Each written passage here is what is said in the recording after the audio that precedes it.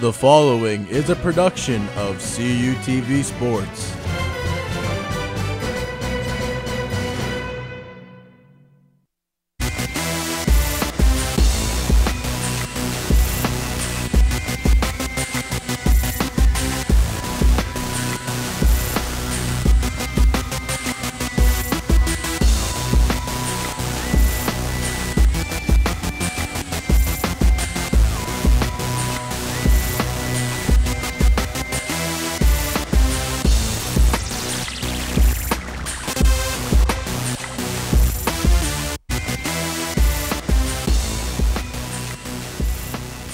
We are closing in on the halfway point of the 2014 Whitfield football season as the Red Raiders of Uniontown invade Warrior Stadium in Elizabeth in search of their first win as they take on the Warriors of Elizabeth Forward High School.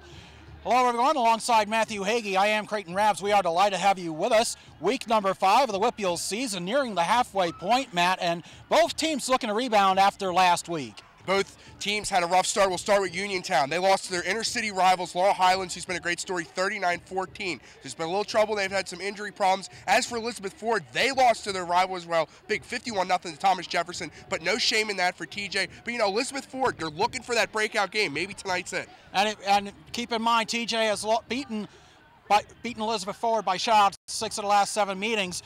These two teams met last year at Bill Powers Field in Uniontown. It did not fare well for the Red Raiders, a 56-20 win for Elizabeth Forward. And Elizabeth Ford last season really had an offense. Jaquan Davidson, Matt Bernadowski, but now they're both gone. They had their way over Uniontown 56-20 last season, but it's an all different year and we're in an all different stadium. And we'll certainly be talking about some of the key players as this broadcast goes along. One player who won't be available, Lyric Ellis, suffered an ankle injury last week against Laurel Highlands. He will not play tonight. So, Matt, can the Raiders break out of their season-long slump, or will the Warriors keep driving towards the playoffs? When we return, we will have all the exciting action of the high school football game of the week on CUTV Sports.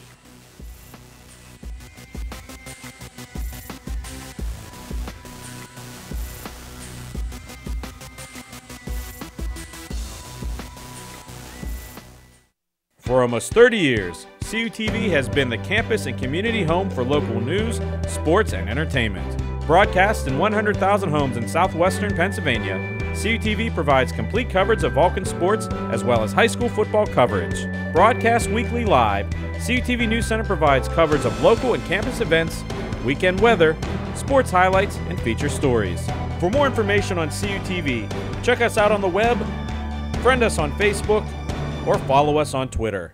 Since 1937, the Student Association Incorporated, known as SAI, has served the CALU student body by providing activities, programs, and services. Every enrolled student has the ability to take part in over 125 different clubs and organizations. Managing participation in every SAI activity is easy with WorkSync, a powerful tool for staying connected. Located 1 mile from campus, the SAI Farm has 94 acres of meeting and recreational space. SAI, it's your student association. Stay connected with CUTV. Subscribe to us on YouTube for new videos.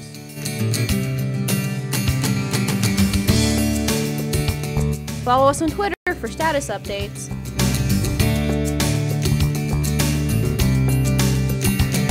Like us on Facebook for updates, videos, and more. CUTV social media. Get connected, stay connected. Didn't get out to the high school football game this past Friday? Don't worry, because CUTV Sports has you covered. Never miss a second of this season's upcoming high school action as CUTV's Game of the Week takes you to the stadium and gives you the best seat in the house. Now in its 29th season of bringing you all of the best local games, CUTV Sports is your local leader in high school football coverage.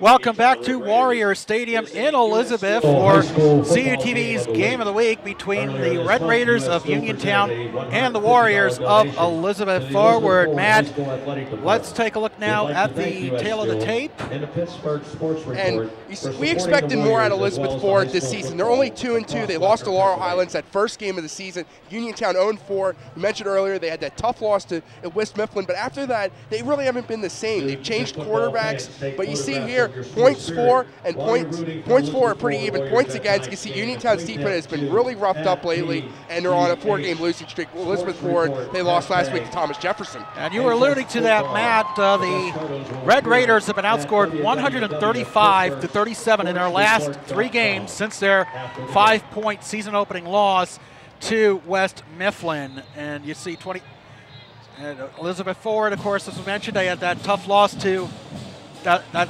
shutout loss against Thomas Jefferson. They had the season-opening loss, you mentioned, against Laurel Highlands, and that was a blocked point after kick by the Mustangs, and which is why which has the Warriors at 2-2 on the season. This is the 3rd time these teams have met in the last few years. Remember, up until the 2012 season, Uniontown was part of the old Keystone Conference. Elizabeth Forward, part of what was then known as the Big 8, along with Thomas Jefferson and West Mifflin, Chartiers Valley, South Park, McGuffey. Those were also some teams, and Bell Vernon as well. So, of course, in 2012, they abolished the Keystone Conference, with half the teams going to the Greater Allegheny Conference, the other half coming into what is now known as the Big 9, and that was the same year that South Park and McGuffey dropped from AAA into AA as the homestanding Warriors in their red jerseys, red pants, and it's like black helmets, white numbers on them. Bit of a change from last season. They were all black last season when we did the Bell Vernon Elizabeth Forward game. 2 years ago, our first ever CUTV broadcast was Uniontown Elizabeth Forward, so it's good being back. This Elizabeth Forward has become really one of our favorite stops throughout the season. It's a absolutely phenomenal stadium. The staff here are just absolutely helpful, very, very professional. We always appreciate that. You have the beautiful view here on a absolutely beautiful Friday night for football here in the south side of Allegheny County. You can't ask for better weather than tonight. It's going to be a great weekend of weather for tomorrow's CAL game. I know I'm going up to Allentown for Band Festival, another great weather here. And well, looking down here, some of the captains, temperature 73 degrees, a little bit of a wind, not much of a wind as last week as Bell Vernon, and 1% chance of rain, and that's the most important number of them all there. You see Uniontown's captains walking out there, so with Cody Yankulik, number Darius Pratt, looks like Zach Helsick, and also number 50, Austin Williams. And that for Elizabeth Forward, that is 65 is Devin McDonough, 23 is Jake Myers, 32 is Matt Hermisman, and number 7 is Billy Miles, the tight end. Devin McDonough, really an outstanding comeback story for the senior. He missed all of last season with a torn left ACL, and he's been he was a starter since his freshman year, and that's a very experienced line. Matt, we looked at both Uniontown and the EF rosters, and they have a lot of experience on that front line. I believe this game will be won in the trenches tonight. It really will be. We saw last week, Hollidaysburg won the battle in the trenches. They won the game. Here, big experienced lines going up against each other. It's going to depend who's going to run the football and who can protect the quarterback and cut down on the turnovers. Those are the keys to win. And we were talking about keys. You'll notice on the sideline, Lyric Harris, one of the seniors on this squad, is not playing tonight. He suffered a sprained ankle last week in the Red Raiders' loss to Laurel Highlands. So he will not be available tonight. Ellis was the starting quarterback, and they switched him around. John Fortuna, longtime coach at Uniontown, said he wanted to get him more options. And, you know, when you're 0-4, you got to change the options up a little bit if you want to win some games. You have nothing to lose. Exactly. And we're going to see now Elizabeth Forward looks like won the coin toss. They will receive. That is on your screen Ian Klein, a sophomore. It appears he will be one of the deep backs for the Warriors. Also going back, I believe it's hard to, looks like that's 23. Yes, that is Josh Perkins. Excuse me, I'm sorry, Jake Myers. My apologies. I was looking at the wrong roster, but nonetheless, Jake Myers. It happens sometime, and you know, it's great weather here. We got two solid teams looking to get right here. How is Elizabeth Ford going to replace Matt Bernadowski and Jaquan Davidson? They're two big athletes. They've struggled so far. We saw Bernadowski light up this Allegheny County sky last year, and now we see they're 2-2. Uniontown, they're looking for the first win. We saw them play well against West Mifflin, and they controlled. I was at the game against Bell Vernon 2 weeks ago. They controlled the first quarter. They just got to finish. I think the other issue we mentioned, 7 first quarter penalties rather. Austin Weevil will kick it off for the Red Raiders of Uniontown. We are underway, and it is Myers, catches it at the 7, takes it to the 15, 20, 25, finds a seam, busts a hole. He gets it up to about the 33-yard line and out, and that's a heck of a start there by Myers, one of the leading rushers in the Whippeal this season. He had a huge game in that first game of the season against Laurel Highlands. You'll see he'll get a nice cut here. Almost looked like he about needed one more block there and wrestled down there about the 32-yard line there. That would have been a really electrifying return, but nonetheless, good starting field position, exactly what the Warriors needed. Absolutely. This is a team known for their running. We mentioned Devin McDonough, the center for the Warriors, anchors a very experienced offensive line. That's something that head coach Mike Ladon has been looking for. It'll be Steve Meyernick out at quarterback. It's like a T formation with Hermanson as a fullback, and the handoff up the middle. That was Meyernick on the keeper. First down, Elizabeth Forward. They are not wasting any time, Matt. Good play action. It faked out the Uniontown defense there. He got up just close to the first down yard line. That's what Elizabeth Ford they do. They just try to get that mobile quarterback like that last year with Davidson. It looks like they have one now. It looks like we are going to have single receiver to the right. That is Brandon Barr, number 5 on the right side. Meyernick looks like he's trying to set the play up. 8 seconds on the play clock. He'll be out of the shotgun. Back to throw is Meyernick. The pitch is to Myers. Myers spins around. He's at the 40, midfield, 45. He's at the 40.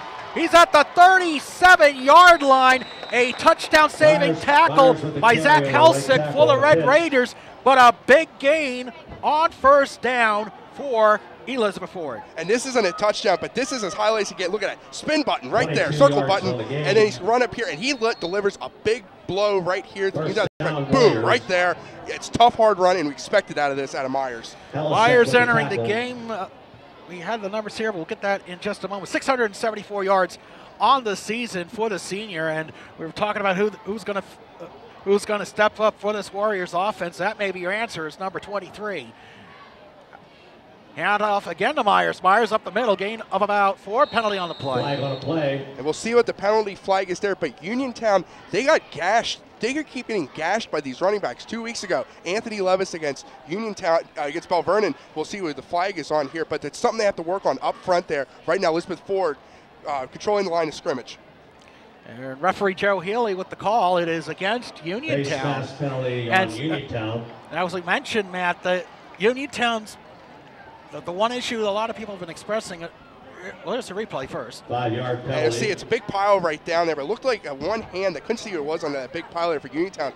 Got his hand in there for the face mask, and that is a no-no as well. So Elizabeth Ford have a new set of downs here. Looks on the 37-yard line. Actually, they're calling it 1st and 2. It might be, not sure what the call is. We couldn't tell. We're trying to get clarification here. It is a face mask, so they're calling it a 1st and 2, but it should be a new set of downs. But a 2nd and 2. A 2nd and 2.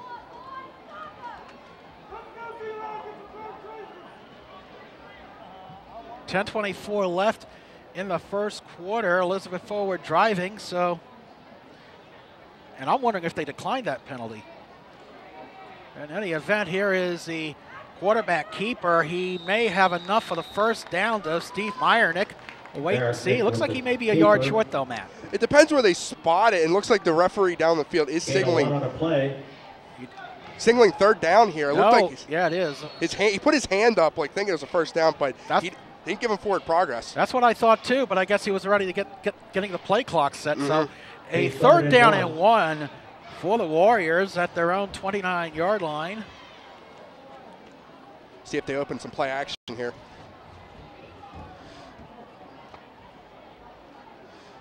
Myernick under center, hands it off to Myers, up the gut for the first down. Very Myers with the handoff. easy peasy right there for Jake Myers. And Elizabeth Ford, easy, like you said, And powers 3 on right the up the play. middle, give it to your back. They could have tried to First trick down, him up there, Warriors. but they just go standard offense. They have the confidence in that offensive line to drive them forward and get the first down. Confidence. Williams in on the tackle. Just to for clarify Red on that Raiders. penalty call, it First was and in fact 10 for the declined, Warriors. so that's why we had the second and 2. It had me Uniontown's 25. momentarily confused, but nonetheless we are here with 9:20 left in the first quarter. No score. Elizabeth Forward on their opening drive. Myernick under center. The handoff to Zachary Budd. A gain of about a yard or 2. And Elizabeth Ford changing it up here, giving it their big Buddy with fullback the handoff. there in Bud. And then now they have Myers behind him there. That's something that Elizabeth Gain of Ford, 1 on the you can just play. trick up Uniontown and use these different backs in there. Three, Nothing second too and 9 fancy. from As long as they're going Uniontown's forward, 24. that's the most important thing. No pun intended, Matt. On Is that what? going forward? Ah, yes. 8:44 left in the first quarter. Second down and 9. After the gain of 1 by Bud, he is now in the game. He remains in the game. Myers also back in the handoff again to Bud. Gets a gain of about 5, maybe 6 yards. He bounced off the line and he just kept right on trucking. Elizabeth Ford, we haven't really seen Zach them Buddy with open the the passing, handoff. but as they do, they just run the ball, getting good yards here, and they set up 3rd and manageable. It's like 3rd Gain and of 3 6 from on our the play. Brings up 3rd and 3. 3rd and 3. Ball will be spotted at the 18-yard line. Uniontown 18. And one of the, I believe it's against Trinity a couple of weeks ago. They had a drive late in the game that went about 9+ minutes. We'll get that up in a second, but they had an extended drive which really decided the game. And as I said, we'll get that stat in a moment as we're back to live action. 3rd and 3 out of shotgun. The pitch now to Myers. Myers sweeps left. He's at the 10. He is out around the 5-yard line. And that is a first down. going to Jake Elizabeth Myers. Forward, 1st and goal. And you get the pitch out to Myers there. Myers with that great speed, Gain of 13 able to on cut the through the play. Uniontown line inside of First 1st and down, goal here. Warriors. He gets 2 good blocks by his offensive line, and man, that kid's tough to bring down. Be 1st and goal for the Warriors at Uniontown's The 5-yard clock has line. stopped and now restarts. 7:45 left in the first quarter. 1st and goal from the 5. The Warriors have had the ball now for a good 4.5 minutes. This is something that Power football team, Yes. it really is. And they can, if for teams that can control the line of scrimmage and just waste time out here and keep their defense well rested. And we have a timeout, Elizabeth Forward. The play clock Timeout, running down to Warriors. about a second. So Mike Ladon calls his timeout. This is Ladon's second stint at Elizabeth Forward. He had rehired back here in 2011. He had the previous year served as the defensive coordinator at McKeesport and 2 years as a defensive coordinator at Clairton. So, and he was part of that Clairton team that won their first PIAA title. And you see the standings, Matt. Right now, let's point out Elizabeth Forward is 6th, but right now they hold a tiebreaker's edge for that wild card playoff spot in AAA. And right now, they still got Bell Vernon to play later. They got Ringgold to play later, and they haven't lost to Laurel Highlands. So really, it's anyone's game right now. But how about Laurel Highlands all alone in 2nd place? The story of the season: Thomas Jefferson. They got Dwipple leading Austin Kemp on their team. He had a huge game against this Elizabeth Ford defense. So it's really, Thomas Jefferson's up there, but anywhere out battling for playoff positioning, that's going to be coming right down to the wire in Week 9. Yep, as they say in horse racing, they're coming out of the first turn, hitting the backstretch in Week 5, as there's a handoff to Myers, gain of about 2 on the play. 2nd and goal from about the 4. Uniontown anchoring down there. They know they got their backs Myers up with the against the wall handoff. there. Gain And of Elizabeth 1. Ford, this is where Be I look for 2nd them and goal from the 4. to trick things up a little bit, change things up, because they know they're going to give the ball to Myers. Right up the middle, that's what they've been doing all game. Now we look to see if Elizabeth Ford changes things up a little bit and gets Uniontown off balance. And they did break open the passing game in their win over Trinity when the game was very close, but now see what happens here. 2nd and goal, pitch to Myers. Myers finds a hole. He gets swarmed under by an army of Red Raiders. after no gain, maybe a gain of 1. You see they just go right back to Myers. Uniontown knows it's coming. They tried to get him on that left side. That Myers has been working at that big run downfield earlier. But now, what do you do if you're Elizabeth Ford coach? You have a couple options. I think this is where you get that play action rollout. Try to find the blocking tight end or something, or halfback screen if you can get the blocking in front of them. Meyernick under center. Hand off again to Myers. Myers right in the middle. Is he in? No signal. Waiting for a signal. No, they're going to say he's about a couple feet short. Fourth and less than a yard. Matt, Just short if you're Elizabeth Forward, well, take a look at the play first. How about Uniontown's defense there? A couple guys getting that. Looked like Myers was going straight to the end zone, but here we go. Under center is the quarterback. Handoff, Myers. No. He has swarmed under. They called the official in the top left corner there got the signal right there, but it looked like Uniontown got it, but the strength of Alex Myers pushing his way forward and got that touchdown. That was, I thought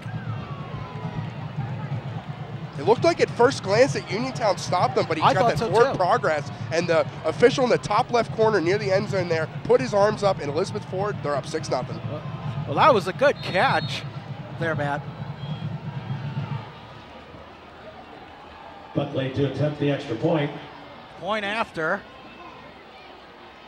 that touchdown is high, but gets it off, and it is no good. 5:44 left to play And the extra point in the first quarter. Your score, Elizabeth Forward 6, Uniontown nothing. This is High School Football Game of the Week on CUTV Sports.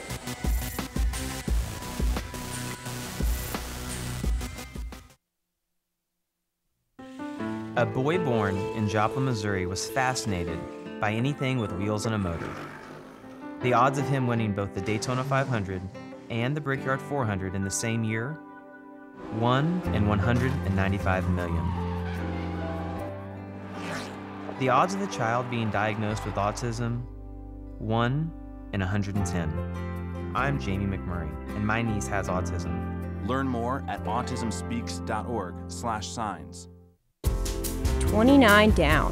4 letters to describe excellence in college television. I know. CUTV. California University Television.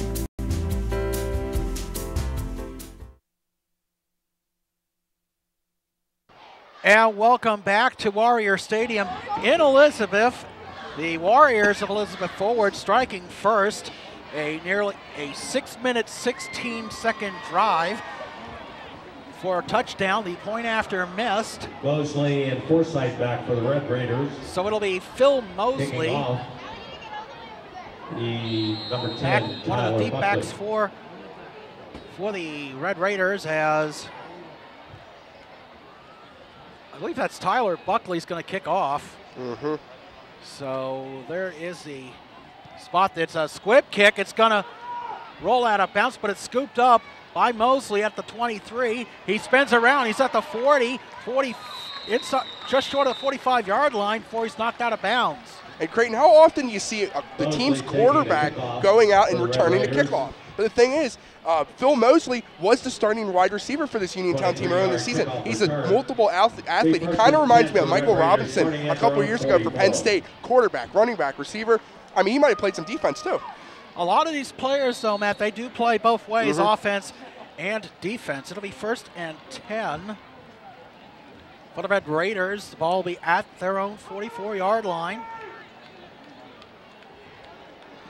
It's a very old-school offense that Joe Fortuna, the head coach for the Red Raiders, has in place. John Fortuna, excuse me. The handoff to Arian Washington. He is taken down at the line of scrimmage. That looked like Damon Morris, 53 on the stop. Washington has been Uniontown's feature back all season. He had over 100 yards against Bell Vernon, but that's when they had Lyric Ellis as quarterback. They mostly used Ellis as quarterback here. It's a tough run, driven back there. Elizabeth Ford trying to win that battle on defense at the line of scrimmage as they did on offense. And Washington credited for a gain of 1 yard. 2nd down and 9 from the 45-yard line. Single receivers on either side. A handoff again to Washington. Washington rolls right. He's at midfield, 45, 40. He's 35-30, tiptoes along the sidelines before Myers knocks him out of bounds at about the 25-yard line. So a big first down gain by the Red Raiders. And something I noticed about this Red Raiders offense is they started fast against Bell Vernon. Excuse me, they started fast against Laurel Highlands. They were up 8-0 in that game before they let Sauncier Cannon for Laurel Highlands run the kickback. But this is just, they just need to sustain the momentum going. You're in Elizabeth Ford territory. Just continue to push forward. First and 10 for the Red Raiders at the Warrior 29. Mosley will be under center. Looks like they're going with an I formation.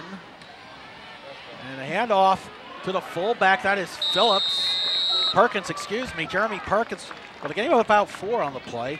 Now Perkins had played offensive line up until this season, so a lot of new positions for players here for the Red Raiders this year. And he's got some size up there. I can see why they could use him as a nice guard there for Uniontown. But they've been changing it around. I mentioned earlier, just sometimes all it takes is to change some guys around, and you know, you might hit a gold mine.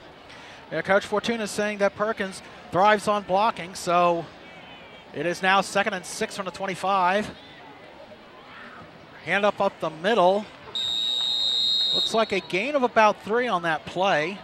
Mosley with the Mosley kept it on the quarterback sneak there, just trying to move that pile towards the end zone there. You can see just no trickery, just simply right up the gut there, and that sets them up at 3rd and 3 for Uniontown. This is a big 3rd down. Yes, it is, Matt. You could argue this might be 4-down territory, but we'll see how this play transpires. 3:48 left in the first quarter. Elizabeth forward 6. Uniontown nothing. Mosley under center. Perkins a fullback. Washington the deep back, the running back rather. Hand off to Washington. He is taken down behind the line of scrimmage. That looks like Nate Guerriere, 88, and 31 in on the stop for, excuse me. That was 32, Matt. Thank you. Hermison read that perfectly, rips him down. Hermison came in late there. But Elizabeth Ford, they ran. Uniontown tried to get bounced to the outside like Elizabeth Ford did, and Elizabeth Ford was right. Good defensive stop there for the Warriors. But it looks like Uniontown will be going for it. And just like they did 2 weeks ago against Ringgold, they're going to go for it on 4th down on their opening possession. 4th and 7 from the 26. And there's a fumble, and we have a penalty on the play. There was definitely some big line movement up front there. I don't know who they'll call it on, but definitely one of the lines moved before that's why the snap was off there. We'll wait to see the call. It's a false start on Uniontown. Now, since my understanding is since it's a penalty before the snap, so Elizabeth Forward cannot decline the penalty. So now it'll be a 4th and 12 from the 31. Penalties really hurting the Red Raiders throughout the season. We may see that here again on this drive. 4th and 11. Mosley fires. He's got incomplete. Intended for Zach Halisick. The double team by Elizabeth Forward, and Uniontown turns it over on downs. That was John Devine, Jake Myers on the double coverage. And Uniontown, like I said, hurt themselves with a penalty there, backed them up. They're sort of about a 3rd and manageable, but Mosley tried to roll out, tried to find Halisick, but he was well covered. So good stop for Elizabeth Ford, exactly what he needed. We'll take a look at Uniontown's schedule here. They had a close game against West Smithfield. It was 33-31, but then they came back, they lost to Ringgold, and they also lost to Bell Vernon 40-2 when they were down. They were up 2-0 in that game. And here's Elizabeth Ford's schedule. That heartbreaking loss to Laurel Highlands. They had 7 fumbles, and then they just really have been inconsistent. They have had close games. They haven't had that breakout game we all expected. And the heart of their schedule comes up their last 3 weeks as a handoff out of shotgun. That is Brian Malloy. Takes it to about the 35-yard line for a gain of 4. And man, we were mentioning their schedule. We have a penalty flag after the play. And we'll wait and see what it is, but there's a flag on the they're throwing a lot of different weapons out there as Brian Malloy listed on our roster as a freshman. And hey, if you got a kid, I mean, Myers is a senior, so they need that replacement. They need that all-around athlete. If Elizabeth Ford knows they have the confidence in Brian Malloy, why not keep using him? I would agree with that. A penalty is against Uniontown. Personal foul. So John Fortuna's got to be rather furious about that penalty. You can't blame him. These are the kind of penalties that absolutely drive coach is insane. Second penalty of the night for. So it sounds like there was some jawing after the play. So now that'll set up the Warriors. First and 10 from the 49. It was originally a gain of 4 by Malloy and tacked 15 yards to the end of the run. On the dead ball foul, here is the handoff. That is Hermison. He's going to get about 4 yards. We have a Hermanson with the handoff. Looks like we have another flag. Didn't see who it could be on there. We'll see after the call. But again, you're seeing a lot of yellow early in this game. 4-yard gain. Face mask. And it's against Uniontown again. That is now 4 penalties already for this Uniontown team. That's something they cannot do. Well, 3 of them were accepted. So right. So they were saying a gain of 4. Now they're going to spot the ball at the 41-yard line. So it looks like it was a spot foul. Face mask penalty against. And I think they have the chains going the wrong way because I thought it was an automatic first down. It's 2nd and 1 for the Warriors. But it's 2nd and 1, so they could just power through here. But it's something, again, Uniontown keeps shooting themselves in the foot so far. They got to change that. And a handoff faked. It is the quarterback keeper. He's at the 30, 25. Steve Meyernick takes it himself. And that is enough for yet another Elizabeth Forward first down. And Meyernick fakes out the defense. He did it earlier. He tried to thought it was Hermison, but Uniontown had no spy on the quarterback there. With a mobile quarterback like Meyernick, you need to keep a spy on him at all times or he will burn you. We're coming out of camp this year. Meyernick, a sophomore. They were not expecting the quarterback to be quite as mobile as Meyernick has been showing tonight. We mentioned Jaquan Davidson now, of course, playing with Pitt. There's a handoff to Myers. He runs into his own player, but he's fortunate enough to get a gain of 1 on that play.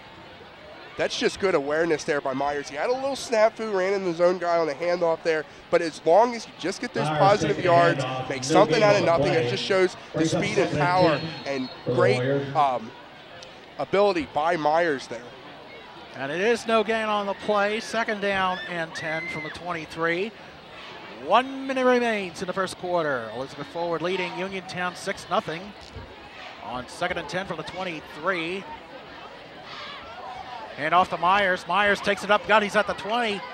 Taken down inside the 20 by Jeremy Perkins, number 40 for Uniontown. That'll be a gain of about, looks like a gain of about 5 or 6. Myers, nothing fancy there, just right up the middle, gain of 5. And now we set up 3rd and 5 there. Probably, if the clock does not stop, it will be the last play of this first quarter here. We have about 25 seconds left. And 10-second differential between the game clock and the play clock. So 20 seconds left, 10 to get the play off. Meyernick out of the shotgun, hands at a high snap, keeps it himself. He's going to get stopped at about the 10-yard line. Handoff with the keeper. That is Austin Williams on the stop. All 300 pounds of them, and then we are at the end of the first quarter. Your score, Elizabeth Forward 6, Uniontown 0. You are watching the high school football game of the week on CUTV Sports. We'll be back with the second quarter right after this.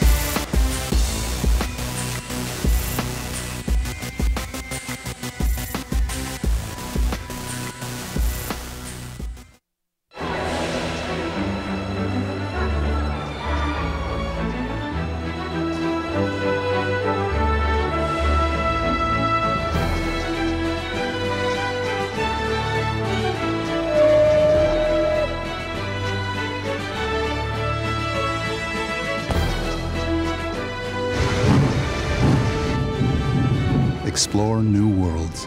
Read. Visit literacy.gov and let the journey begin.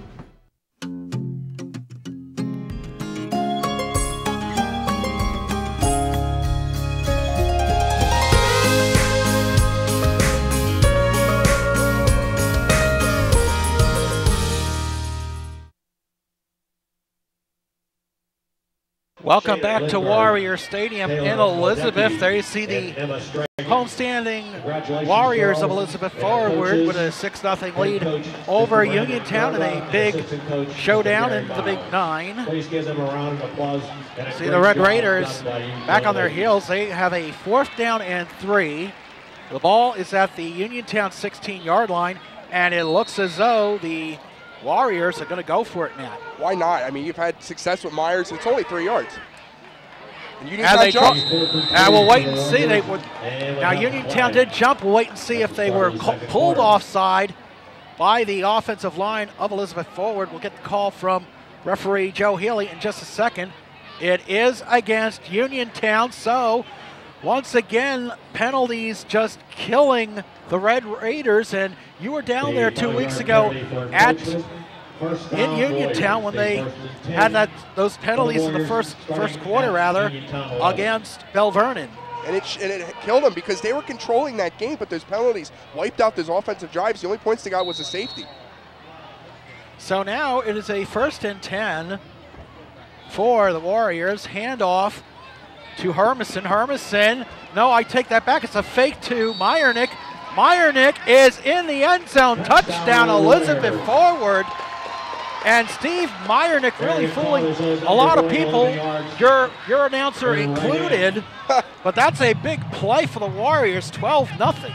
Oh, it really is. And Meyernick, just like they've been doing, he did on that run earlier. Meyernick, when he has that fake, Uniontown, no spy on him, right to the end zone, plows his way in, and this is the exact start Elizabeth forward needed in this ball game. So now Buckley will be on to attempt. No, they're going to go for 2. Handoff. Back to throw is Meyernick. Meyernick throws. It is caught by Myers, and the 2-point conversion is good. Penalty after the play. Thrown in by one of the back judges. We'll wait and see what it is.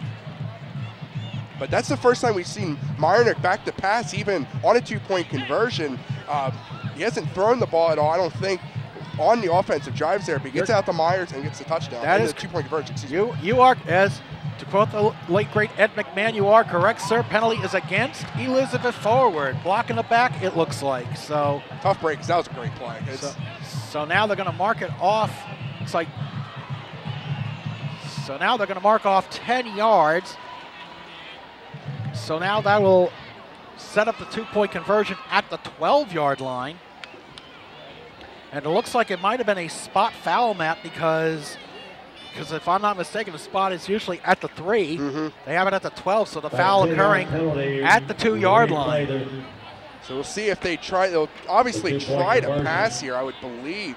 But, I mean, that was a good play call. A little play action there, but they got some receivers split out wide here. So we'll see what kind of play call they have looking for the end zone. The pitch out to Devine. Devine is tackled well behind the line of scrimmage by Kristen Forsyth. And so with 11:58 left in the first half, Warriors 12, Red Raiders nothing. This is the CUTV Game of the Week.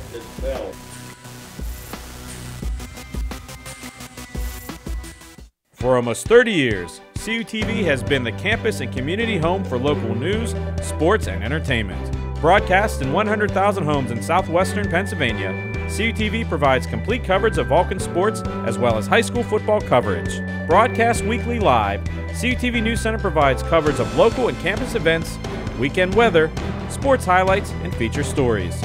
For more information on CUTV, check us out on the web, friend us on Facebook, or follow us on Twitter. CUTV. California University Television.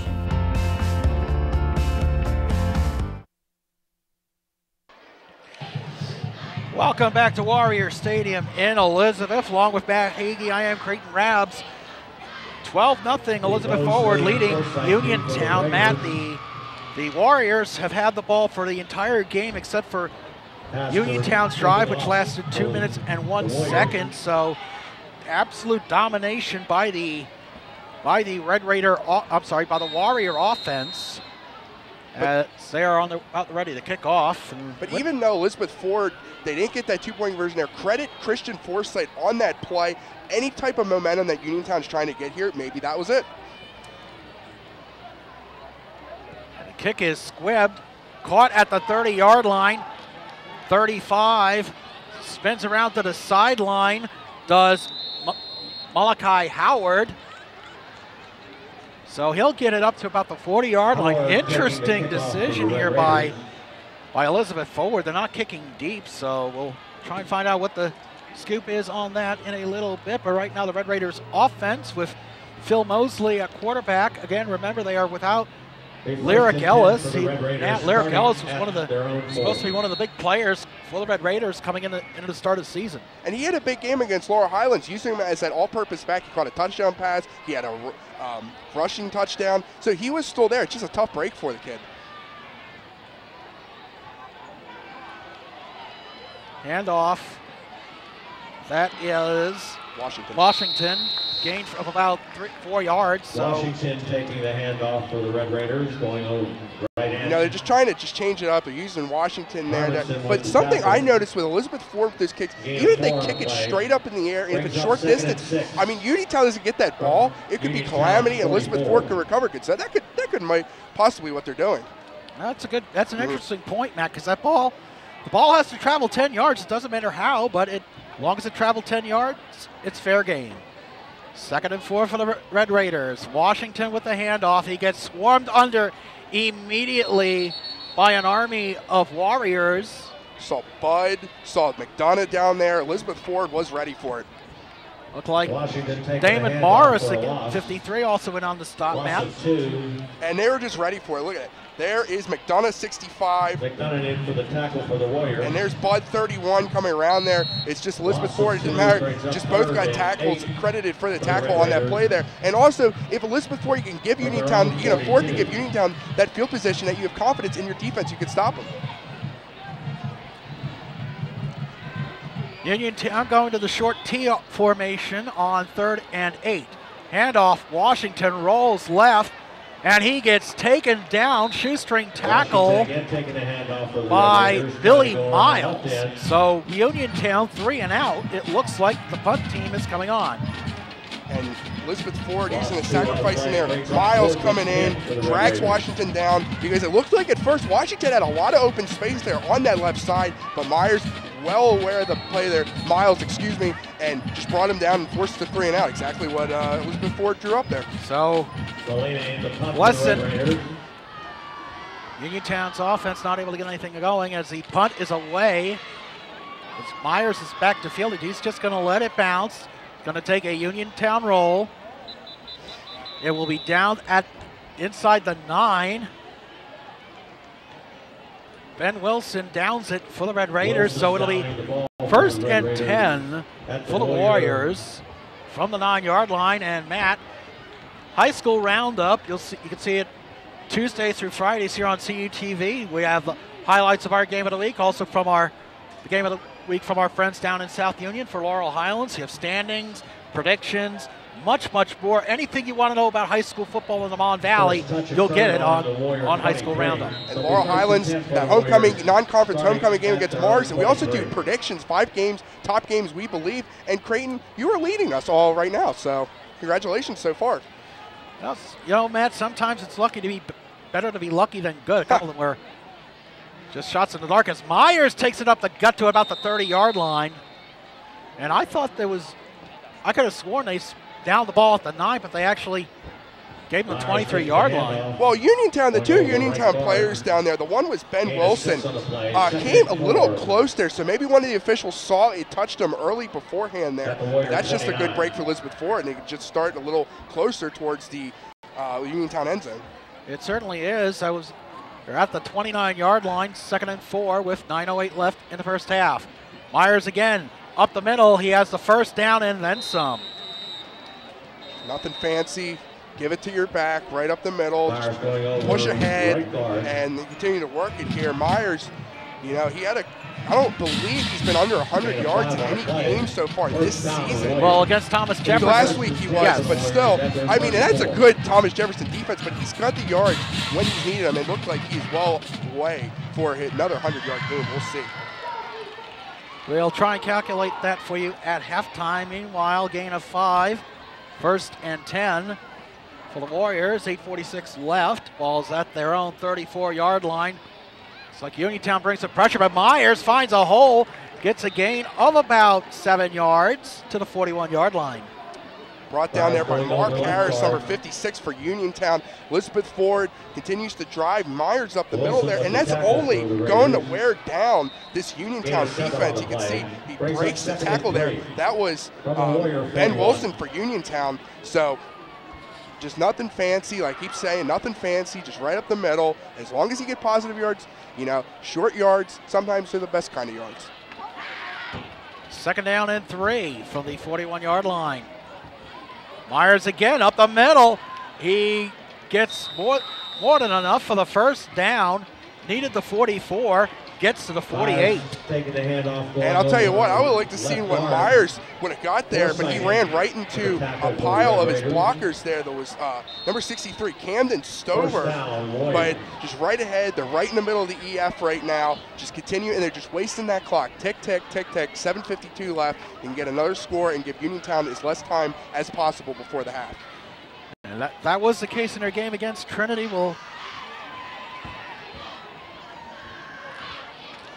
9 minutes and 53 seconds was that game-winning drive against Trinity earlier this season. As Myers again on 1st down, he's at the 40. He gets taken down at the 39-yard line. Another 1st down for Jake Myers. And Matt, you know, we were talking about who was going to step up big offensively. It's Jake Myers. You exactly said it correctly. They have that confidence up the middle, and they could just basically, Jake Myers can do whatever he wants right now to this Uniontown defense. Up the middle, to the left, to the right, spin moves. They just keep pounding. They keep him out there, and he's got great durability. He can run the whole game. At Uniontown's 38.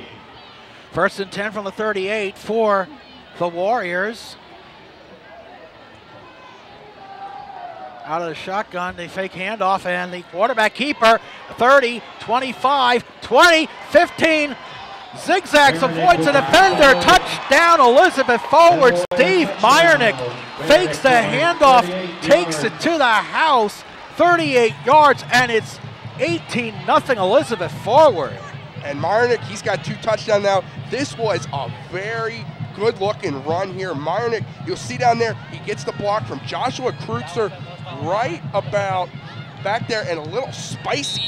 Juked out the defender there. Touchdown, Elizabeth Ford. It's 18-0. Amadeus Marinucci getting rocked on the fake out there by Meyernick. And another 2-point conversion upcoming.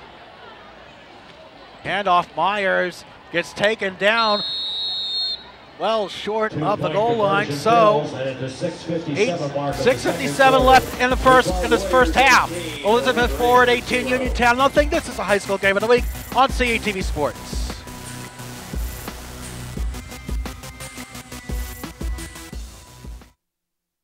Since 1937, the Student Association Incorporated, known as SAI, has served the CALU student body by providing activities, programs, and services. Every enrolled student has the ability to take part in over 125 different clubs and organizations. Managing participation in every SAI activity is easy with OrgSync, a powerful tool for staying connected. Located 1 mile from campus, the SAI farm has 94 acres of meeting and recreational space. SAI, it's your student association.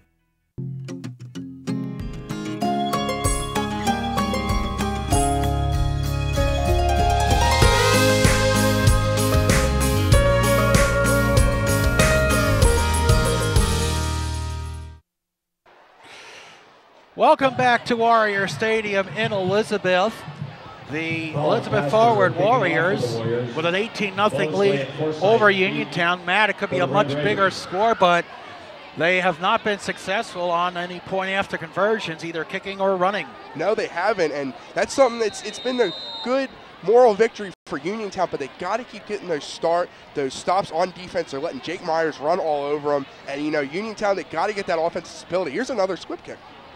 And it's going to roll out of bounds, so Uniontown The penalty kind of unintentionally.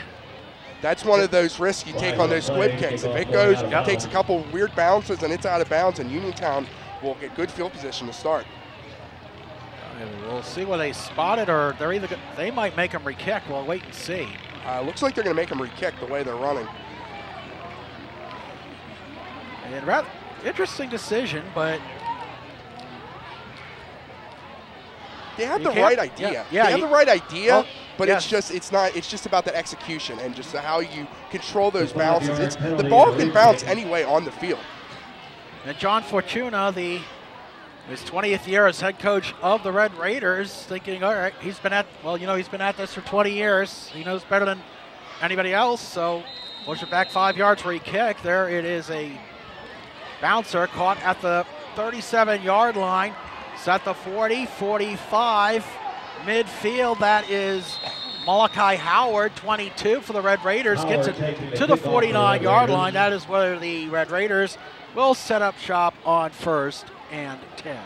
Better executed squib kick there, although that's a little bit of a pop-up. That's the second time. Both times on those squib kicks, Howard has recovered the ball there. And he gets a nifty little return out to the 50-yard line. He's short of the 50 at the, as said, marked at the 49-yard line. So the decision to make them re-kicked paid off. It was essentially 9 extra yards as opposed to keeping the penalty, which I believe would have been at the ball at the 40-yard line. So straight I formation for the Red Raiders. The pitch to Washington. Washington finds a hole, gets a gain of about 5 yards. And this is something Uniontown needs right there. You started at your own 49-yard line. You just run Washington up the middle there. They need this drive more than anything, or this is going to get nasty. Gain of 5 on a play brings up second down and 5. Red Raiders back in Elizabeth forward territory. 6:18 left in the first half rather.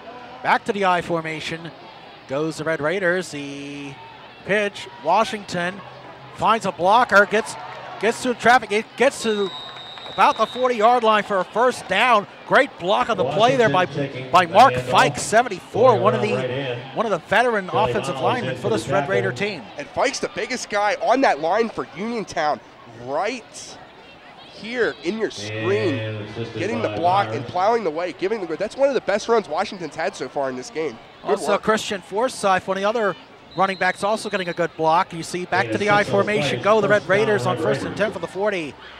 Pitch to Washington. Washington gets a hole. He gets a gain of about 8 on the play. And once again, we're seeing the right side blocking from Forsyth, 45, and the right side of that offensive line. They're running behind the size. That's why they're going to that right side here. They're doing some deep pitches right here with Washington, but it's working. It gives them that momentum that Washington can get. He can start, when he catches the ball, he's already on the fly. He gets that extra speed burst.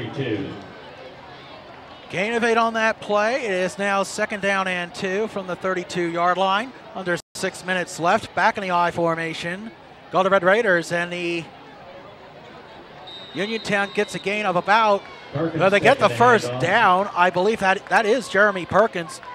So Uniontown mixing it up a little bit, and it pays off. They get the first down. Up right up the middle, they've been going to those sides. They push their big fullback Perkins up the gut there. All they needed, they just wanted to get the first down here. This is a good-looking drive so far for Uniontown, but can they finish?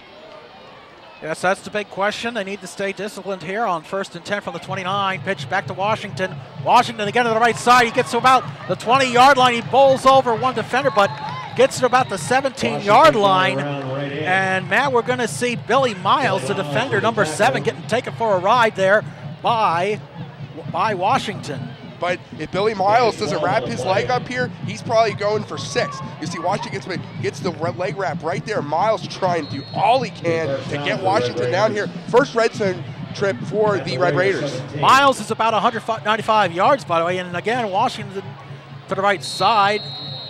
He gets swarmed under by a sea of Warriors after a gain of about 1. You'll see they try to keep doing that pitch toss to Washington there. Uniontown, they're not much of a pass first team. We saw Mosley, he had a big touchdown last week. He's got the arm and he's got the speed to move around and get to plant his feet, set the throw. Maybe that's how they'll try to change things up here. From the Warriors 17. 2nd and 10 from the 17-yard line. And the Warriors sticking with the I formation. The old school I formation, you don't see that much in any level of football. And we're going to have a penalty. It looks like we'll wait and see. Definitely movement up front, but it's a question of what. It is a false start against Uniontown. Encroachment on the Warriors. And it looks like Nate Guerrier, the tight end, might have let him off. There are two different things. The official made a false start motion, but the PA announcer, okay, he just changed it. So the PA announcer said it was encroachment on the Warriors, but he changed it. False start, again, another penalty for Uniontown. And that was, now they're changed it again. I think penalty was encroachment by the Warriors. 5-yard penalty against the Warriors. Huh. Well, this is getting rather curiouser and curiouser every moment here. Never a dull moment here on CUTV Sports, to say the very least. 4:37 left in the second quarter as Elizabeth Forward leading Uniontown 18-0. The Red Raiders driving. They are now 2nd and 5 from their 12. Hand off to Washington. Washington finds a hole. He slips a tackle into the end zone. Maybe. No, they're spotting him out the one. Good call, Matt. That is the call right there. 1st and goal for Uniontown. They'll have it at the 1-yard line. First down. And that official was standing right in the end zone, so he saw, you can see Washington cuts to the right, breaks the tackle right here. Looks like he's got one defender to beat. That was number 5, Brandon Barr, pushing Washington out. Tried to extend it there, but now Uniontown at the 1-yard line. 1st and goal, and Mosley bounces off, but he rolls to his left. Touchdown, Uniontown. 4:27 left in the second quarter, and the Red Raiders finally get on the scoreboard. Boy, did they ever need that. This is a little bumper car action there. Mosley pounced off his offensive lineman, John Clark there, and when he got out there, no Elizabeth Ford player had him wrapped up, so he could just bounce up right around. No one's there. Touchdown, Uniontown. On now for the extra point. It is away, and the extra point by Austin Wyville is no good. Wide to the left, so with 4:27 left, it is Elizabeth Forward 18, Uniontown 6. You're watching the high school football game of the week on CUTV Sports.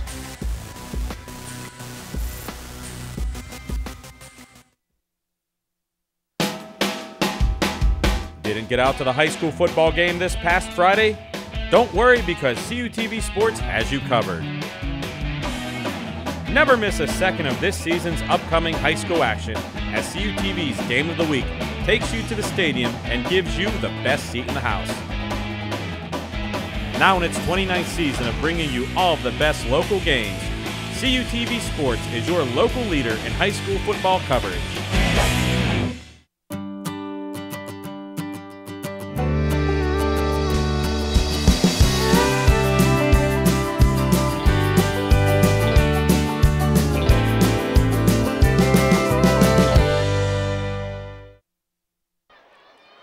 Welcome back to Elizabeth. The Red Raiders scoring on a 7-play, 51-yard drive, taking 2 minutes and 23 seconds. And now it is an 18-6 Elizabeth Forward lead. Here's something interesting. No team has made an extra point after the touchdown yet. It's been that kind of night so far, as it looks like Malloy takes it deep, gets a hole inside to the 30. 35-yard line. So the Warriors, Brian Malloy, I'll tell you what, Matt, Brian Malloy looks quicker than a hiccup. Well, he looks good there. He's got a lot of speed for a freshman there. That's a Good kick there by Austin Wiffle, getting it downfield, but even better job by Malloy to get it out to their own 36-yard line. Decent starting field position for the Warriors here. 4:20 left, and we saw, you mentioned earlier, this is an Elizabeth Ford team that can drive and grind time out. They have 4:20 left. Let's see if they can drive right down the field one last time and get a big 6 points here, because Uniontown, they get the ball first in the second half. It will be 1st and 10 from the 36. Hand off to Myers. Myers gets a hold, set the 45, midfield, close to midfield, and a touchdown saving tackle by Forsyth, but it's moving the chains for the Warriors. Sooner or later, Jake Myers looks like he's going to break one of these things, but good tackle there by Christian Forsyth in the open field there. They got the first down, but Uniontown is just trying to limit the damage, but they got to stop it. 1st 10 for the Warriors at the 49. Receiver in motion, the handoff again to Myers. Myers once again through the hole, spins around, 45. He is going to be a yard short of the first down, but Myers taking the handoff. Myers is with the tackle. just absolutely running roughshod tonight. He really is. He's been that dude for Elizabeth Ford. Using any time. This time the left side. We normally seen him on that right side or up the gut there, but Myers getting close to first down there and really using. He's got some moves on him with that spin.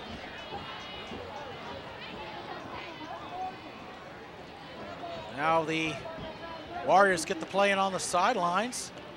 Again, the handoff fumbled, and they're going to mark the play dead, rather blow the play dead, after Meyernick fumbled the ball. He was trying to hand it off to Myers, but a loss of a yard right there. And you'll see Meyernick, they spot him now. When he fumbled there, you see both knees down when he touched that ball, and in high school and college, once you have possession of the ball and your knees are down, you are down wherever you are. And that's a fortuitous break there for the Red Raiders. It is now 3rd and 3. Myers is going to be short of the first down, gain of a yard.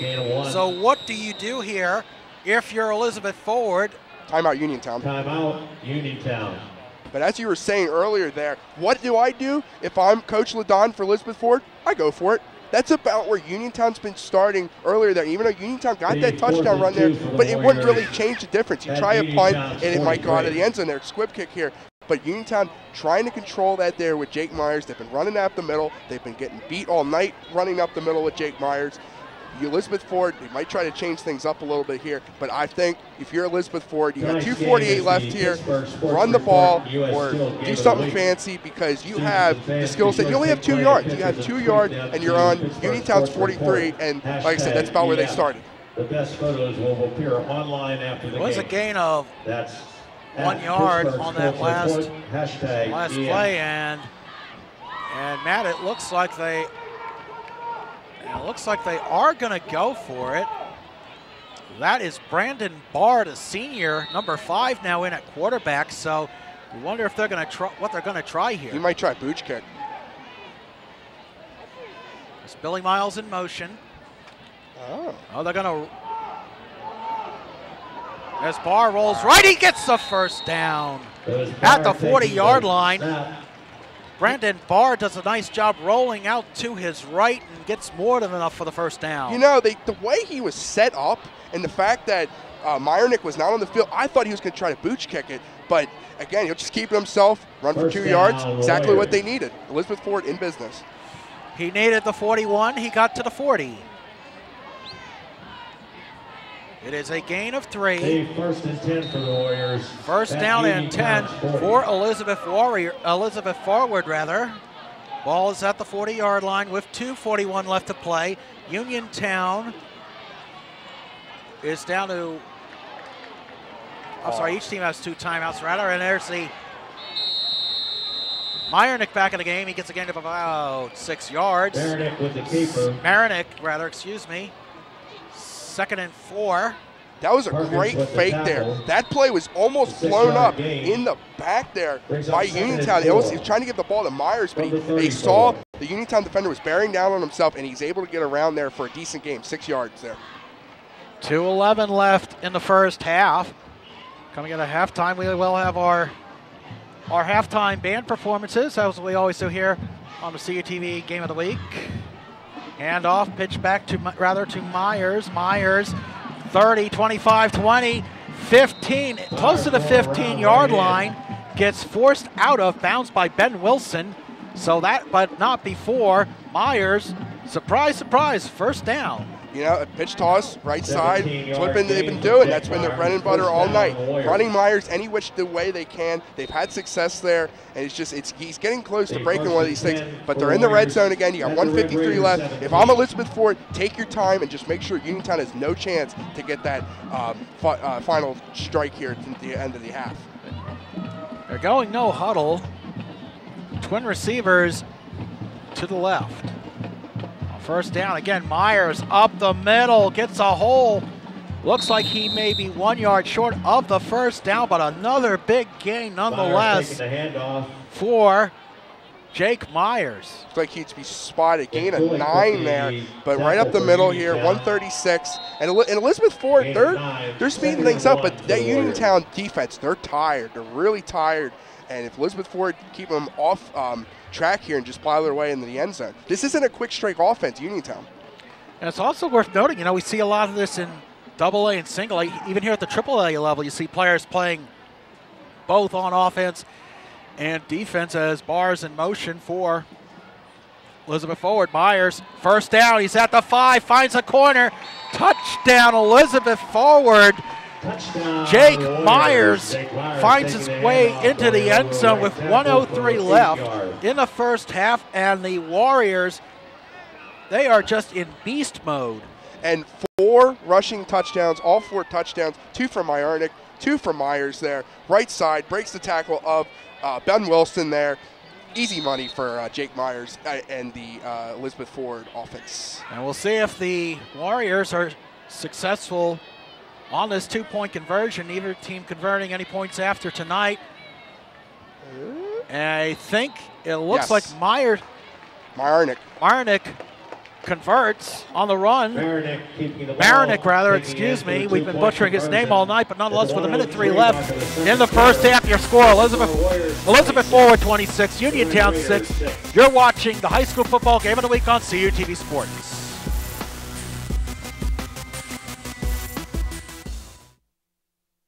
The Multimedia Access Center is an open lab where California University students can work on an assignment, attend a workshop, print a document for class, or take advantage of a variety of services such as large format printing, web development, and graphic design. Located in the renovated Natali Student Center across from the student bookstore, the Mac Lab is also your home for OrgSync support and services. For hours of operation or for more information, stop by the Mac Lab, visit our website, like us on Facebook, or follow us on Twitter.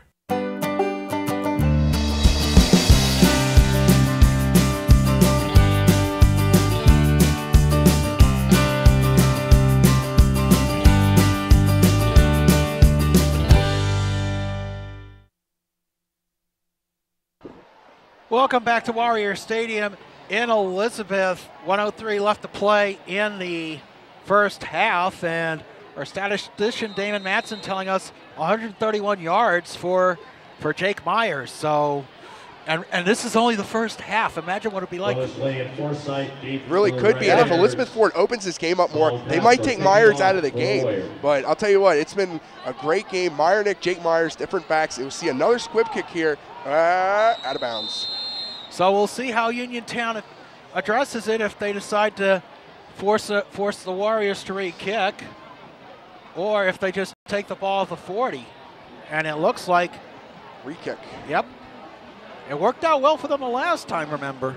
Because remember, they got that 9-yard boost had they not declined the penalty.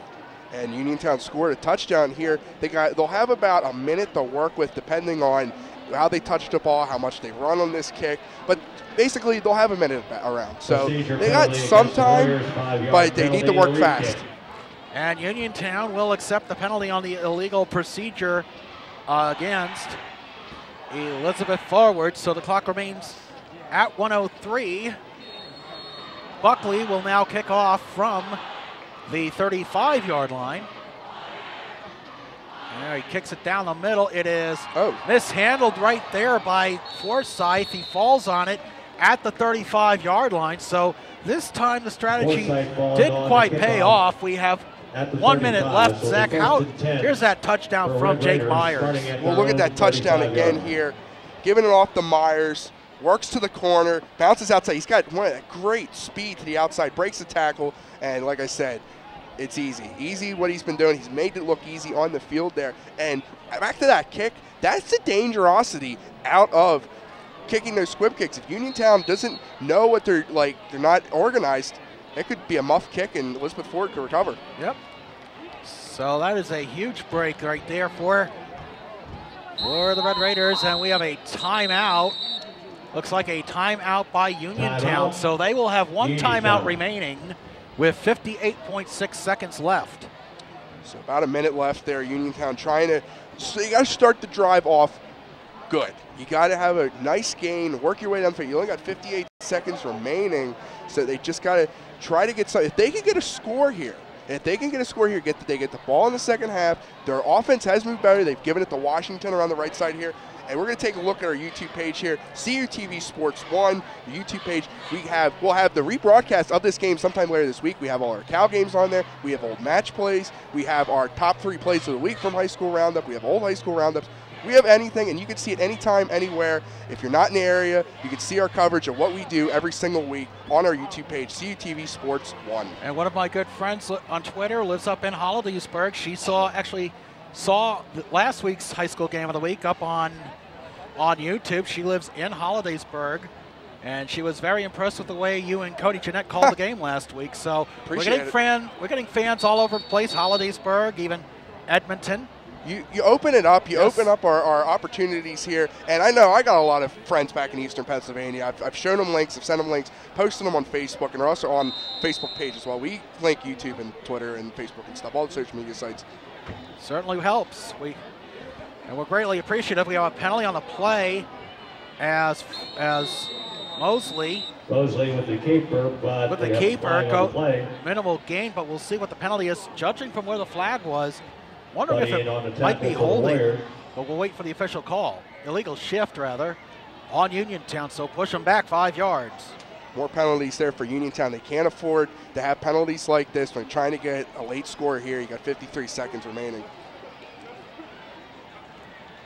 And it's almost a rehash of the Bell Vernon game. A lot of penalties in the first half. Really, not a lot of points. Yeah, and nothing to show for it. The first difference is they did get a touchdown today. They did get a touchdown, but they need to finish. Need to finish the drives. It's simple as that. 1st and 15. Mosley back to the throw.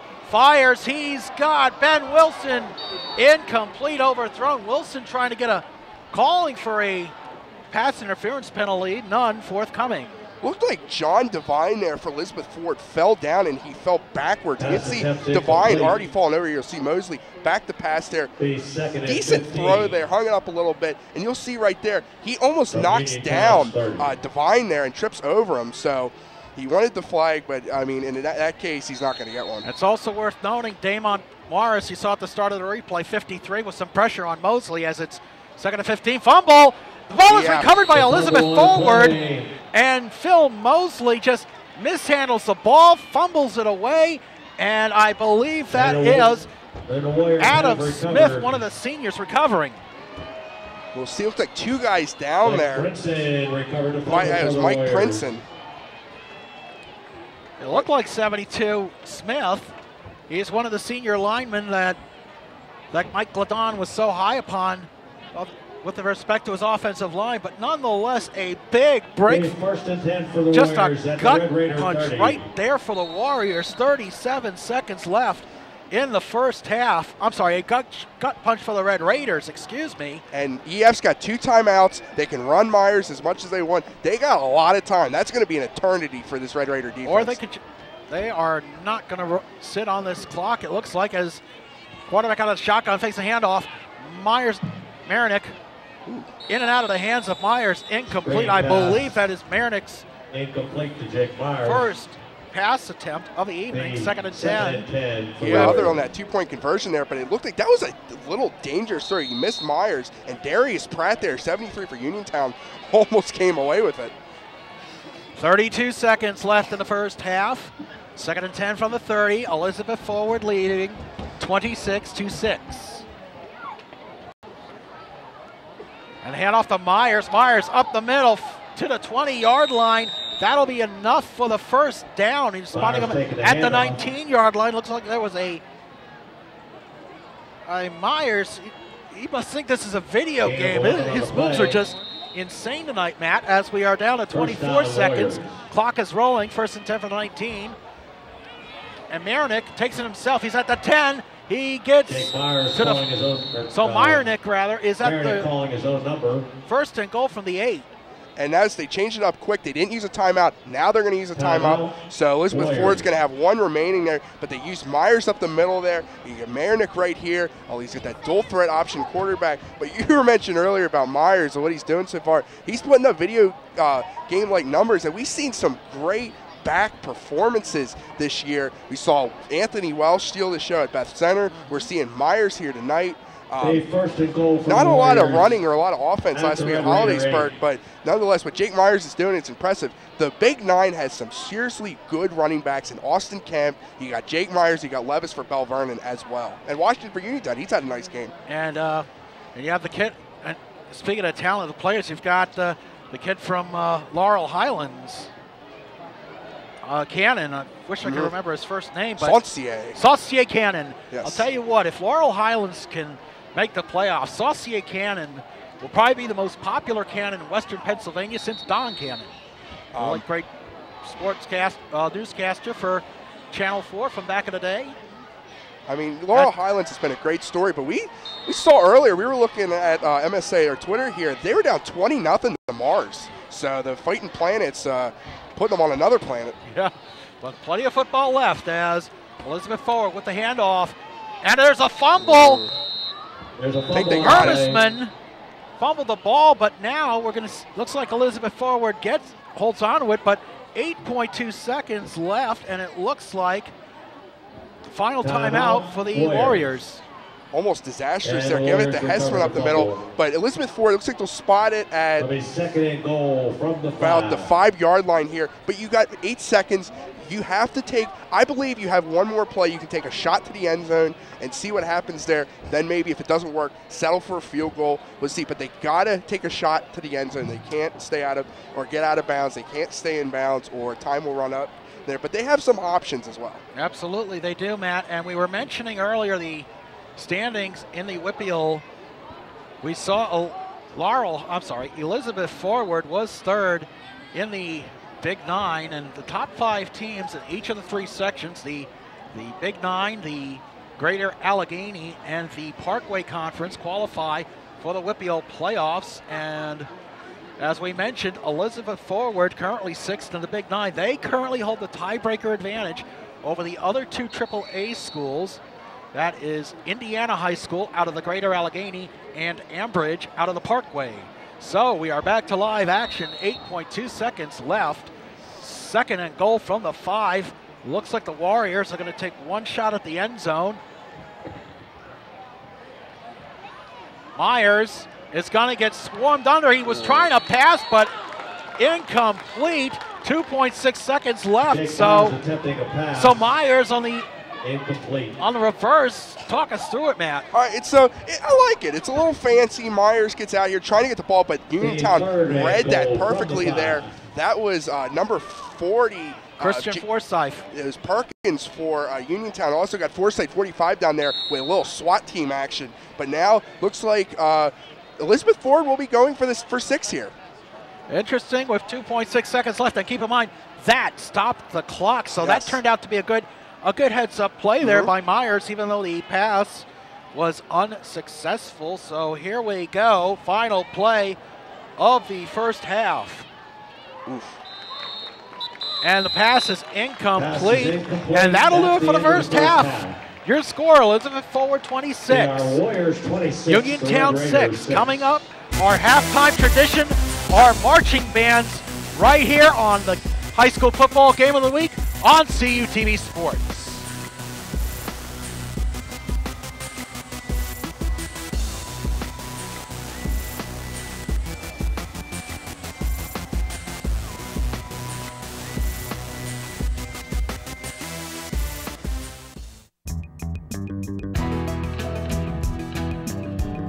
High School Roundup is your place for local high school coverage. From highlights of the game of the week to all of the scores and standings from around the region, local high school fans will be ready when the lights come on Friday night. High School Roundup only on CUTV. CUTV News Center brings you the best in local news, weather, entertainment, and sports. A new building is being constructed and it is estimated. We take a look at our local temperatures for this morning. Right around Du Bois, we have 38 degrees. Swimmer Diana Nyad and former pro hockey player Sean Avery. With the pre-SAC preseason home. CUTV News Center, live, Thursdays at 5. The Multimedia Access Center is an open lab where California University students can work on an assignment, attend a workshop, print a document for class, or take advantage of a variety of services such as large format printing, web development, and graphic design. Located in the renovated Natali Student Center across from the student bookstore, the Mac Lab is also your home for OrgSync support and services. For hours of operation or for more information, stop by the Mac Lab, visit our website, like us on Facebook, or follow us on Twitter. You can relive all of the action from your favorite CUTV program today.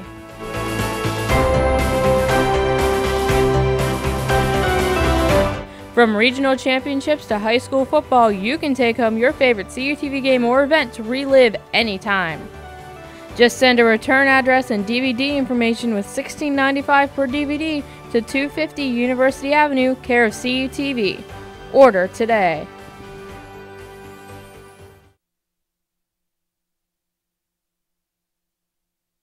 Red Raider Marching Band. Welcome back to Warrior Stadium in Elizabeth, our halftime tradition. The marching band's performing here at Warrior Stadium. First, Uniontown's Red Raider Marching Band, followed by the Elizabeth Forward Warrior Marching Band. Enjoy the halftime. We'll have stats on the other side.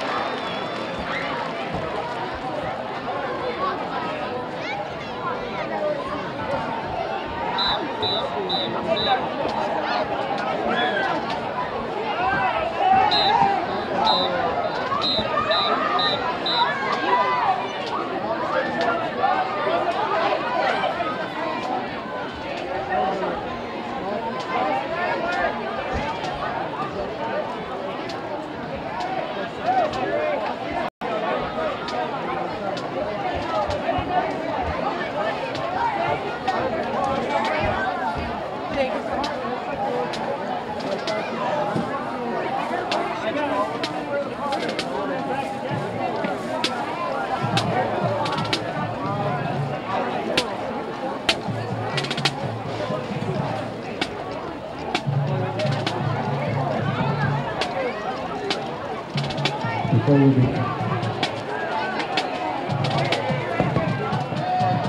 we begin this evening, earlier tonight we accidentally left off one of our all-academic honorees.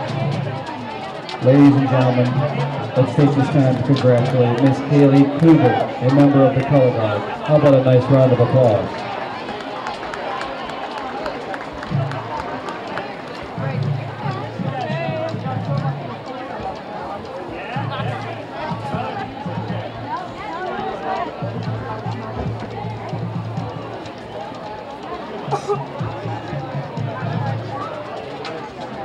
Welcome to the 2014 Elizabeth Forward Homecoming Presentation. At this time, if you could please direct your attention to midfield as we present this year's homecoming court and crown our new king and queen. Before we begin, special thanks go out to Mrs. Hope, the administration, the athletic department, and all the parents, grandparents, brothers and sisters that made this evening possible. How about a nice round of applause?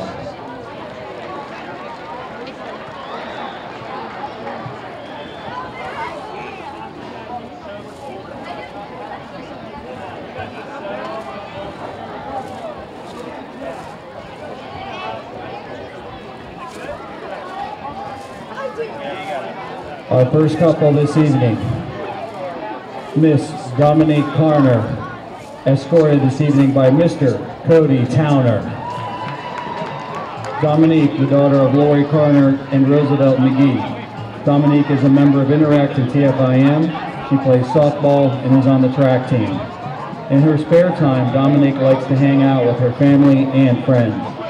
Her future plans are to attend a four-year college and major in public relations. Mr. Cody Towner, son of Dan and April Towner.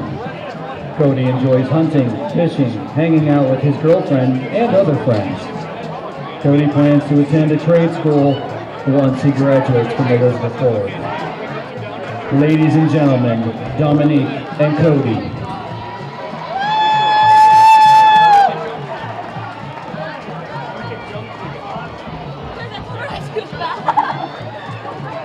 Our next couple this evening, Miss Lindsay Campus, escorted tonight by Mr. Justin Bakewell. Lindsay, the daughter of Dennis and Vicki Campus.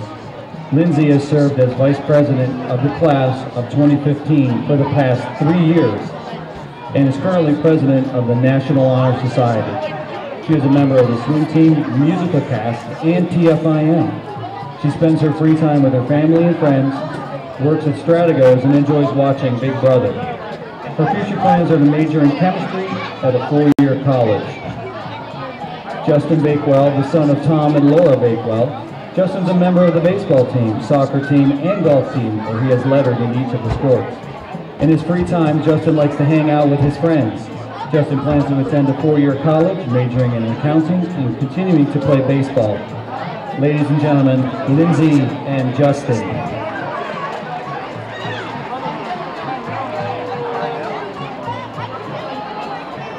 Our next couple this evening, Miss Maddie McCracken, escorted tonight by Mr. Michael Reagan.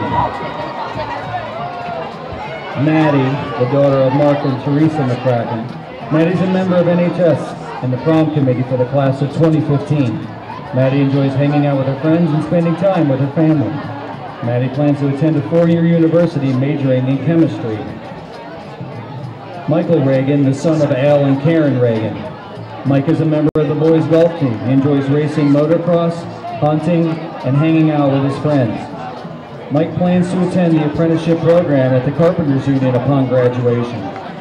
Ladies and gentlemen, Maddie and Michael.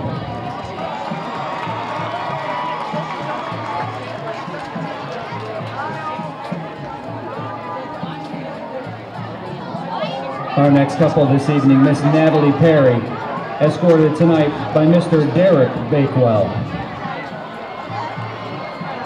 Natalie, the daughter of Mark and Michelle Perry. Natalie's a member of the varsity cheerleading squad and track team. She's a 4-year member of Interact. She enjoys listening to music, watching Finding Carter with Jeff, and hanging out with her friends. She plans to attend a 4-year university majoring in genetics with a minor in art and fashion. Derek, the son of Tom and Laura Bakewell. Derek is a member of the soccer team and captain of the boys baseball team, where he lettered in both sports. He is vice president of the Political Science Club and member of TFIM, SAD, and also the Partners PE program. Derek plans to attend a 4-year university to major in political science upon graduation. Ladies and gentlemen, I present to you Natalie and Derek.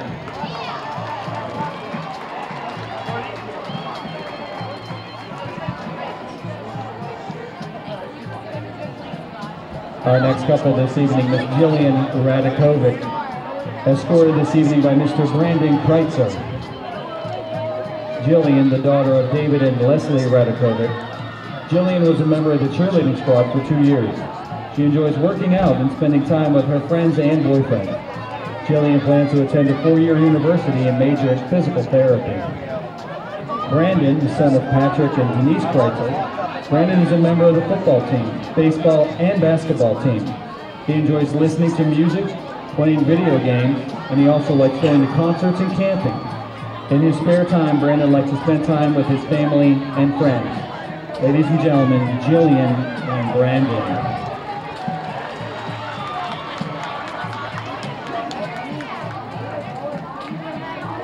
Our next couple this evening, Miss Sarah Lavelle, escorted tonight by Mr. Billy Miles.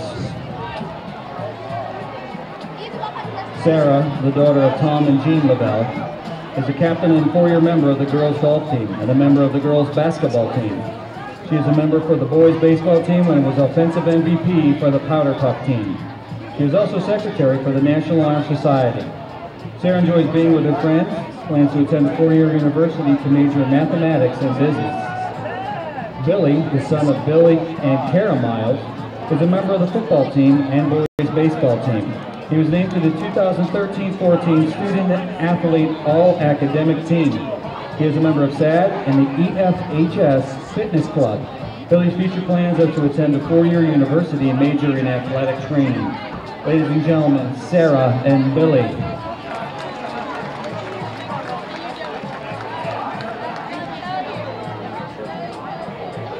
And our final couple this evening, Miss Maddie Winovich, escorted tonight by Mr. Josh Breitzer.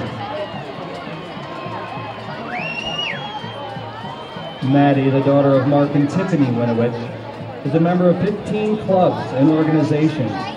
Here's a few which she chose: choir, musical, Spanish club, physics club, coding club, Spanish Honor Society, and National Honor Society.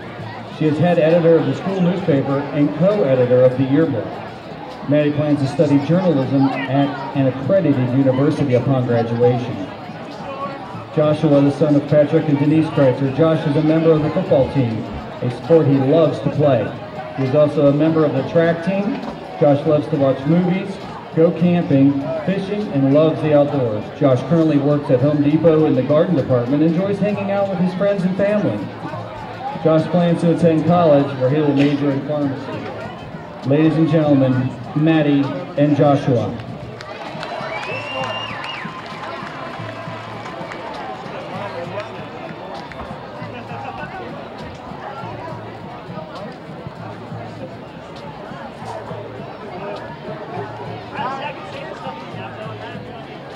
At this time, let's give a warm warrior welcome to the 2013 Homecoming Queen and King, Miss Mackenzie Marflack and Mr. Cameron Faychak.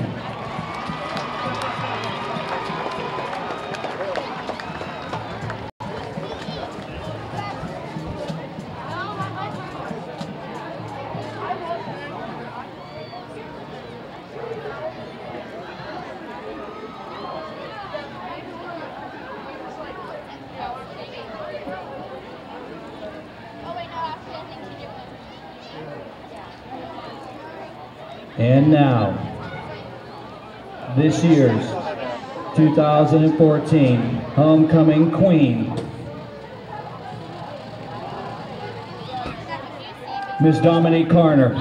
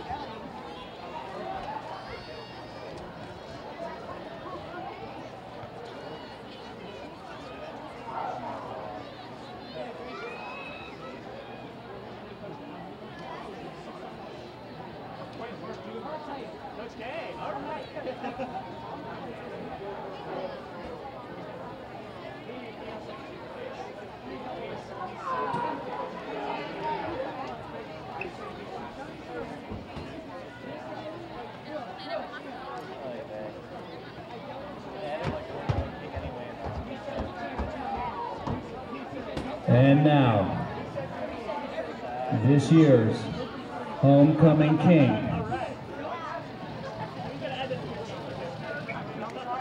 Mr. Brandon Kreitzer.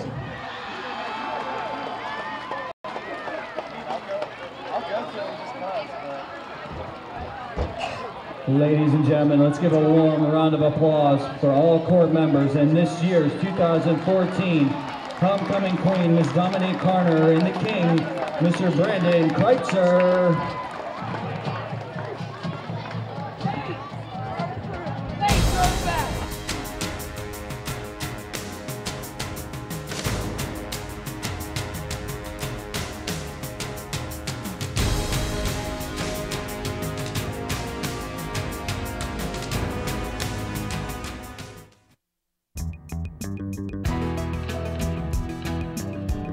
High School Roundup is your place for local high school coverage.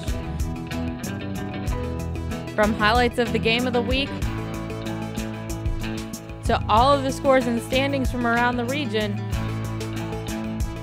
local high school fans will be ready when the lights come on Friday night. High School Roundup only on CUTV.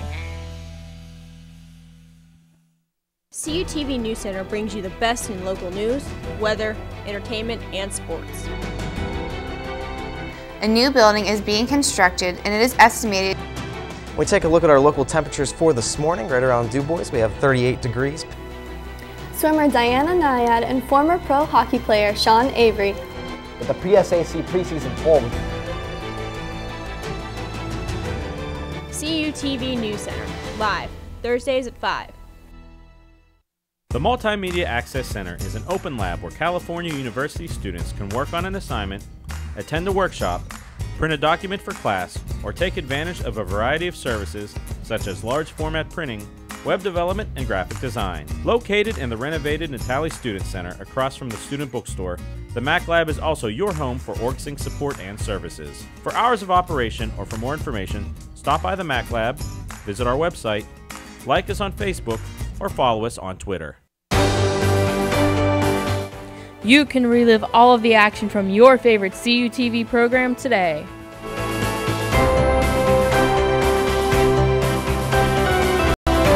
From regional championships to high school football, you can take home your favorite CUTV game or event to relive anytime. Just send a return address and DVD information with $16.95 per DVD to 250 University Avenue, care of CUTV. Order today.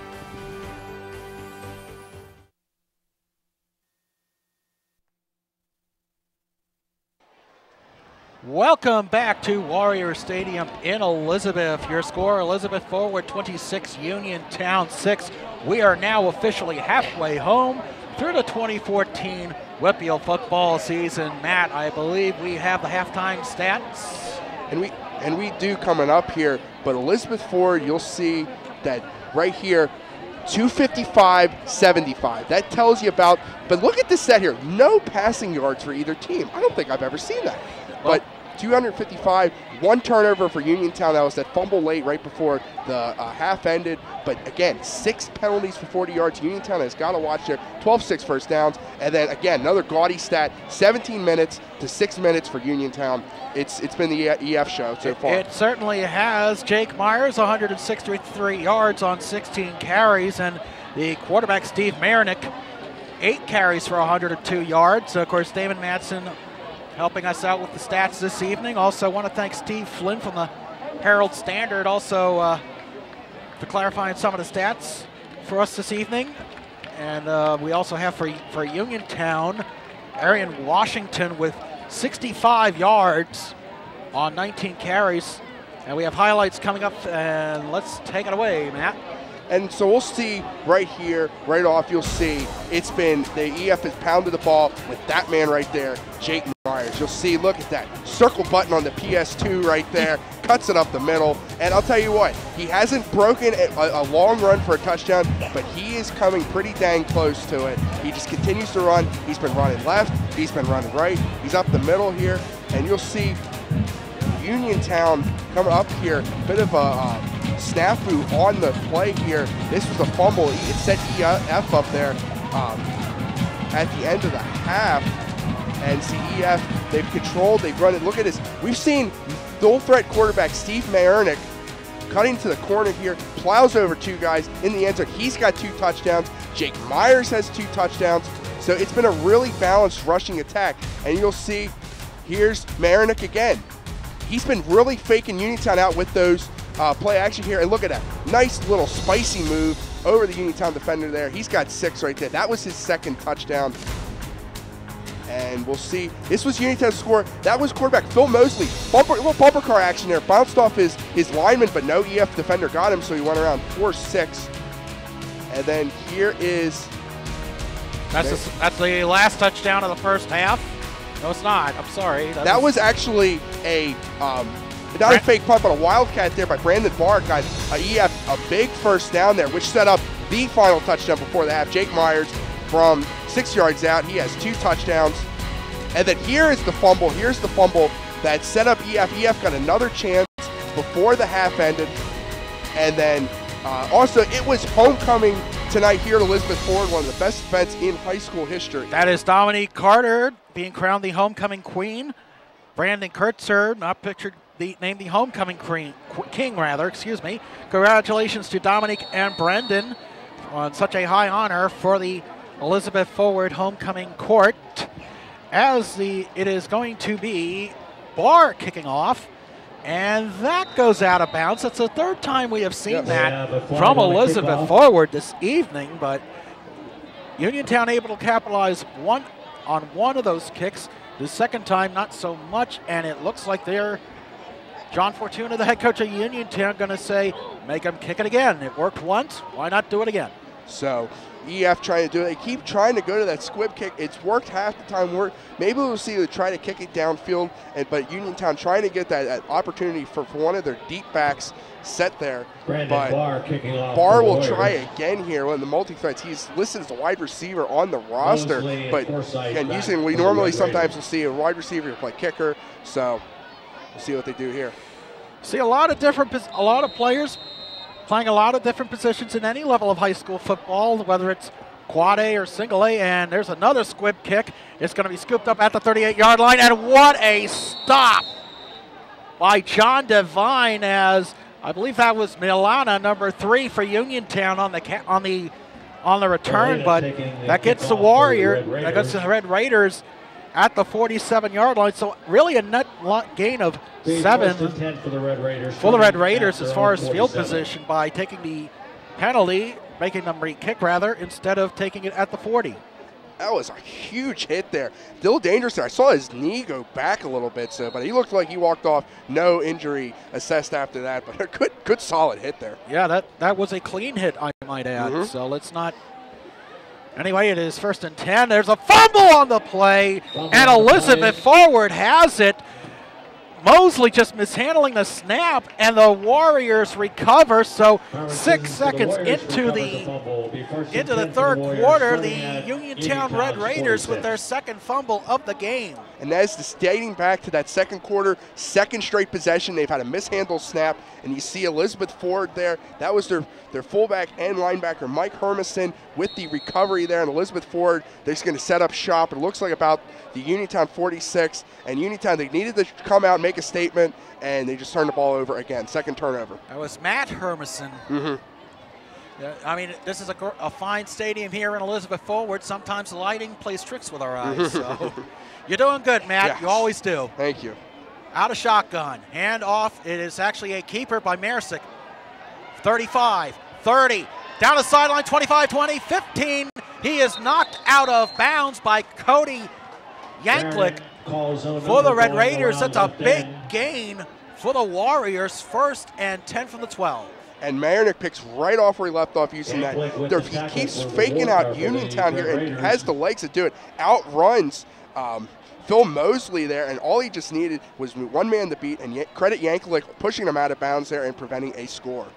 And remember, Elizabeth Forward scoring on their first 4 possessions. They were unsuccessful on their final one, but nonetheless, out of the shotgun, the handoff to Myers. Myers is stuffed right away, and I believe they're going to say Uniontown has forced a fumble. John Clark, 54, with the ball, but they're saying no, he was down by contact, so Myers with the handoff. No gain.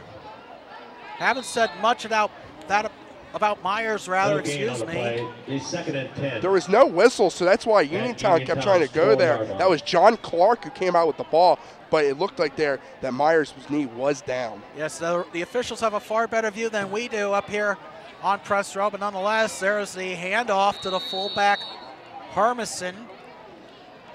It looks like maybe a gain of a yard on the play. That sets up a 3rd down. This is really a gut check sequence here for the Red Raiders as the Elizabeth Forward not huddling, but they're not running hurry up. We've seen that a lot in high school football. Not so many huddles by the offenses. Saw Elizabeth Ford go to that a little bit towards the half, trying to get enough time here, but they got just taking their time, trying to get the best play possible to convert here on 3rd and long. And they're milking the clock, 5 seconds on the play clock. Snap, handoff. Myers gets nowhere. He tries to find a hole, but the Red Raider defense closes it up quickly. So that'll set up a 4th down. Looks like maybe no gain on that play. And Uniontown was ready there. Myers tried to bounce it to the outside, could not. Looked like John Clark, he broke the tackle there of John Clark. A couple of Uniontown defenders there, number 33, Yankovic again. And they are going for it on 4th and 9. And it's interesting, you wonder, we've seen 2 different place kickers for the Warriors tonight, but quarterback keeper, he's going to be well short of the 1st down, and the Warriors turned it over on down. So now a big break for the Red Raiders. They will have the ball at their own 7-yard line. That is the defensive stop they needed in this game. Mariner tried to go up the middle again, but Uniontown was ready. They had enough buffer room to stop him. He got a little bit. They bent, but they didn't break. This is exactly what they need. They're backed up, but they stopped them after the turnover. Now a big drive here for the Red Raiders. They need to go 93 yards for the touchdown I formation. He pitched to Washington. Washington finds a hole, gets a gain of about 7 on the play. They're going to spot him down at the 12-yard line. Actually, that is a gain of 5. My apologies. Math is not so strong tonight, Matt. But really, it's still 5-7 yards, decent gain. It's a good start, and it sets you up in a decent spot to get a 1st down. That is what's most important. We saw a great block there by 73, Darius Pratt. That offensive line holding strong for the Red Raiders out of the I formation. The handoff and another fumble, and it is recovered by Elizabeth Forward. Unbelievable. Easy strip move right there. He had the ball well out of the hand. That was Zachary Budd on that was Zach Buddy. And gave it the ball off there to Helsick. And he was carrying that ball outside there. And when Buddy came in, just easily ripped the ball out of his hands. And Elizabeth Ford right back in business. And they're going to have a very short field, 1st and goal from the 9-yard line. So the 3rd turnover of the game for the Red Raiders, and turnovers, that's been one of the things John Fortuna that has really gotten them a little concerned about this Red Raider squad. A 1st and goal from the 9. Oh, and another fumble. Another fumble. Oh my See goodness. who's got it. I think Uniontown, They're saying it's Uniontown. The one ref in the middle there is pointing Uniontown football. And that's what the referee calls good eyes, Matt. Yep. Fumble, fumble, fumble. Wow, this is interesting there. It looked like Uniontown pretty much gave it back to Elizabeth Ford right at the goal line, and believe that was the the fullback there, Hermison, with the fumble there, and now Uniontown's right back where they started the previous drive. This is crazy. The 1st and 10 for Uniontown. You never know what you can expect here on the high school football game of the week on CUTV, our 29th year of bringing you the best high school action in the Mon Valley, and now Uniontown shifting their formation a little bit. And it's like a gain of about 3 on the play. Looks like that was a keeper by Mosley. Yeah, Mosley went up the middle there. We saw that earlier. He just went behind his center, let his center plow through the line there, tried to get it. They got a decent 3 yards. Just trying to move the ball forward, get it out of that dangerous territory back there inside the their own 10. They're in the short T formation on 2nd and 7 rather. Ball at the 8-yard line. Washington with a nice stiff arm. He's going to get the first down and then some. He was carrying Zach Bodie again, but he gets enough for the first down. He needed 7. He got more than that. This is a solid stiff arm, good misdirection here, and throws the stiff arm there on, looked like that was Divine there. And yes, it was. Breaks the tackle. Even when he was running there, he gave a little elbow to his own man there, Helisic, to get him forward, but nonetheless, first down, much needed one. Gain of 9 on that play. A 1st and 10 from the 17. They're back to the I formation. Pitch to Washington, rolls right. We've seen this before. Penalty on the play. Flag on the play. And it will be a gain of 5 pending the outcome of this flag.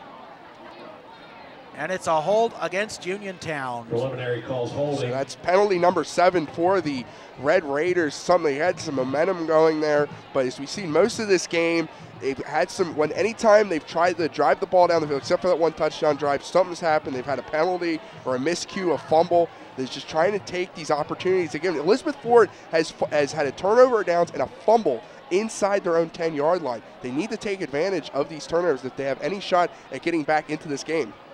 And they are marking it off from the, looks like from the spot of the foul. We'll wait and see from our vantage point. That is, no, I take that back. That is from the previous spot. So that'll set up a 1st and 20 from the 7-yard line. Movement. Another penalty flag. And another penalty. And John Fortuna cannot be happy with the way his Red Raiders have been shooting themselves in the foot so far on this drive. That is presuming this penalty is against Uniontown. Looks like it is against Elizabeth Ford. Encroachment. It is, Mike. Encroachment against DF. Well, I guess Coach Fortuna won't be as upset, but Elizabeth Ford, Mike Ladon, probably not so much, so they will push it back 5 yards. Now it'll be 1st and 15 from the 12. 1st and 13 for the Red Raiders. 13 rather. Keeper by the quarterback, Mosley. Mosley, quick dump pass, incomplete. That looked like it was intended for Forsyth, but John Devine was probably closer to it than Forsyth was. We've called Devine's name a couple times there for Elizabeth Ford there. No team has any passing yards yet. The only completion was taken back on a 2-point conversion. We see Mosley rolls out here, gets a nice pass there, gets clobbered afterwards. That's just a great play by Devine. A clean play and no penalty. 2nd and 13 now from the 14-yard line. 7:35 left in the third quarter rather. Uniontown trying to mount a comeback down 26-6. The handoff up the middle to Washington. Washington powers his way. Looks like he may have enough for the first down. We'll see where the officials spot it. But he's well short. He got back to the original line of scrimmage. I'm sorry, that was the original line of scrimmage. We just had a little bit of a mental block, but it is a 3rd and 10 now. My apologies. Gain of 3 on the play, brings up 3rd and 10. So they're back to where they originally started after got that first down run there by Washington. So they've moved their way. They got that penalty. It's still 3rd and long, but they have a shot here. Maybe do something like they did when Mosley had a rollout here, try to get a receiver open downfield. Spreading it out a little bit, single receivers on either side. First time we've really seen that from the Red Raiders. Instead it goes to Washington. Washington is going to get stuffed, but there's a penalty on the play. We'll see what it is. Handoff, but a flag on the play. And if it's against Uniontown, would you expect Elizabeth Ford to maybe decline the penalty? No, personal foul, face mask on Elizabeth forward. So I saw those two Elizabeth Ford defenders looked like they might have got his face mask, but I didn't want to say anything to make myself look wrong, but it was a tough play. Looking down there, we'll see here on the replay, Washington up the middle. You'll see right there, wow, he got yanked down there. Hermison yanked down Washington. That's a blatant 15 yards. We saw that other one, an incidental 5-yard penalty, but that was not incidental at all. Absolutely not. They're marking it at the 32-yard line. So that is a 1st and 10. Another penalty. Flag on the play.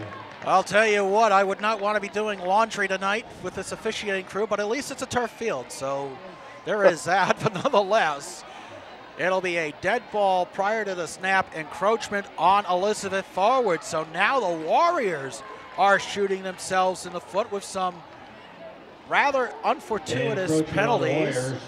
3 now on this Uniontown drive, and Uniontown starting to build a nice drive together. You got 6:37 here in the 3rd quarter, so they're being steady. They were thinking blitz, but instead they hand off to the fullback, Jeremy Perkins. That is now that'll be a gain of about 2 on a 2nd and 3. Perkins with a handoff for the Red Raiders.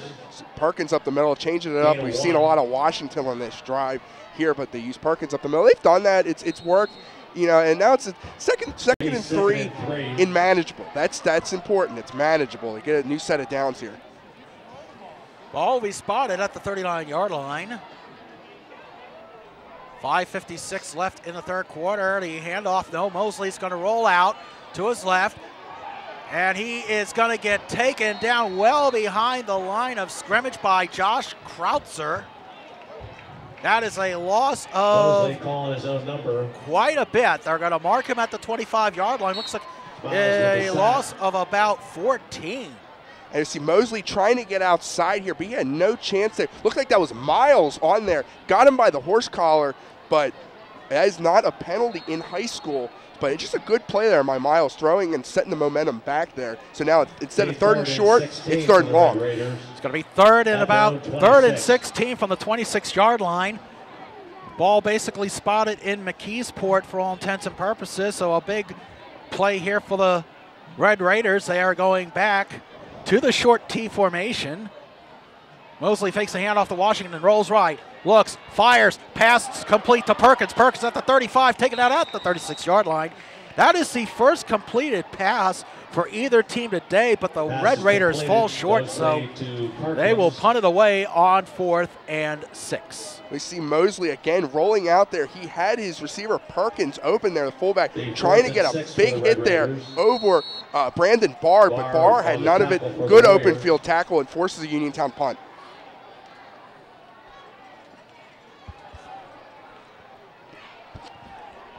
We see Jake Myers, the lone deep back for Elizabeth forward. He is at his own 35-yard line as he awaits the punt. Kick is away, spiraling. It's going to take a bounce, and it's going to take a roll at about the 33-yard line. So the Warriors will set up shop. Penalty flag. Oh, there's a penalty on the play. And looks like that was thrown right around midfield. We'll wait and see what it is. Maybe during the kick, but we'll wait and see. Red Raiders.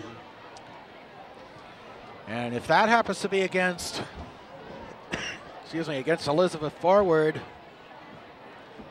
if that was prior to the kick, that could benefit Uniontown. But again, we'll wait for the call from referee Joe Healy. And there's a flag on the play. Wait, and it is a personal foul against Elizabeth forward. So we're waiting to see if that was while the kick was in the air. If it was, Uniontown would probably get it back on offense, but it looks like they're going to mark it off after a dead ball foul. On the Warriors, 15-yard penalty. They are going to mark it from the spot where the ball. It looks like some unsportsmanlike conduct, but there's a schedule coming up next week where off to Perryopolis, Bev Center at Fraser, then it's there at Brownsville, Kiski, Connellsville, and we close out the season with the Black and Blue Bowl down in Greene County, Jeff Morgan and Carmichael's. Which one are you looking forward to, Matt? Next week, Bev Center Fraser. You know, we saw a great game. You know, it's hard. The players don't like each other. The fans don't like each other. It's going to be fun. I really can't wait. When I first saw that schedule come out, that was the first game I looked at. Hand off to Myers on first down. Gets a gain of about 3 yards. They spotted it at the 18-yard line. The clarification we got, it was a dead ball foul after the play, apparently, so that's why they marked it off from where the ball was down. Nonetheless, it's now second and 8 rather. Gain of 2 on the play from Myers. Warriors still holding on to a 26-6 lead. Hand off to Myers. Myers takes it up the middle, but he gets swarmed after a gain of maybe a yard or 2. They're going to mark him down at the 21-yard line, 3rd and 7. I haven't seen Myers break anything on this drive yet. Uniontown anchoring down here. But if you could force a 3 and out in Elizabeth Ford's own territory, backed up 21-yard line, that would be huge for Uniontown trying to get the field position back. The Warriors have yet to punt this evening. They did turn the ball over on downs, and they had 1 turnover, but other than that, we have not seen the Warriors punter tonight as quarterback Myers stick out of the shotgun. He rolls right, fires, it is complete. First down out about the 33, 34-yard line. That is Brandon Krautzer on the catch. The homecoming king making his first catch of the game and getting a big first down there for Elizabeth Ford. We saw Uniontown complete their first pass. Now we saw Elizabeth Ford complete their pass. If Elizabeth Ford can open this passing game up, that will be huge going forward on this drive. So the Warriors have a 1st and 10, gain of 12 on the play on the first pass completed by the Warriors.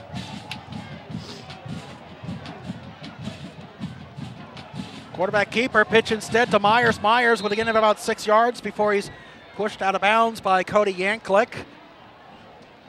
Yanklick's made a couple nice tackles, preventing some big damage here because this is set up good. The option, they could get dangerous with a bad pass, but Merrick pitched it at a good time, got it out to Myers, and so Yanklick was there again for Uniontown, excuse me. And the clock has stopped with 2:20 left. I guess the officials are trying to sort something out.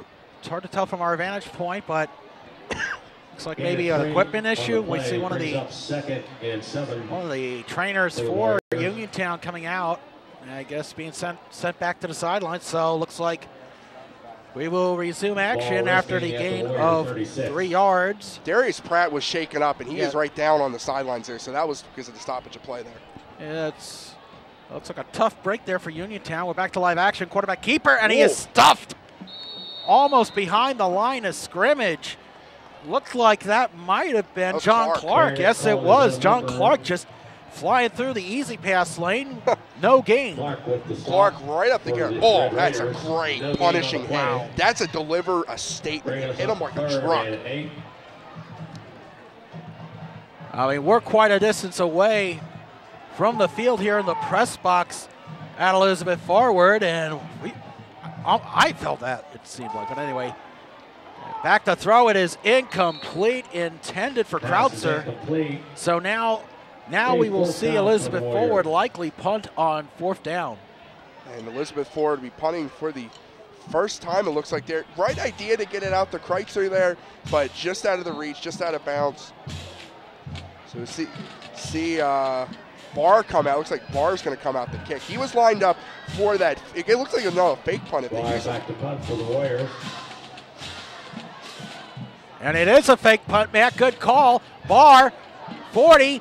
He gets the first down and then some. He gets knocked out of bounds at the 45, 46-yard line. So once again, Matt Hagee, eagle eyes on that call. So look at that. That's the same exact play. How does Uniontown not see it? Notice, hey, Barr burned us the first time. They're not punting. They're not punting. They let Barr run to the right, all the way to the right there. And it's just, it burned them again, and they continue to run that. Elizabeth Ford doesn't feel like punting at all. And it's paying off. 1st and 10, Elizabeth Forward. Hand off to Myers. Myers, midfield, 40, 30, 20, 10. Touchdown, Elizabeth forward. We finally see that breakout run from Jake Myers, and we'll see on the replay shortly a great block by Brandon Krautzer to clear the lane. This Uniontown defense was on borrowed time until Myers was going to break through here. And I'll tell you what, it's a great run. He likes that right side, right up the middle there. The only guy that had a shot for Uniontown was Malachi Melina. He fell down, and now there's Myers. He's got the hat trick tonight, so tip of the cap to Mr. Myers there. I'm glad I'm not wearing a cap because it's football. You don't want to throw it on the field, but they are going to go for 2 here. And it's right up to the fullback.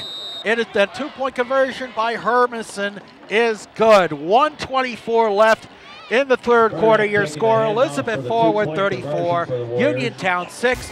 This is the high school football game of the week on CUTV.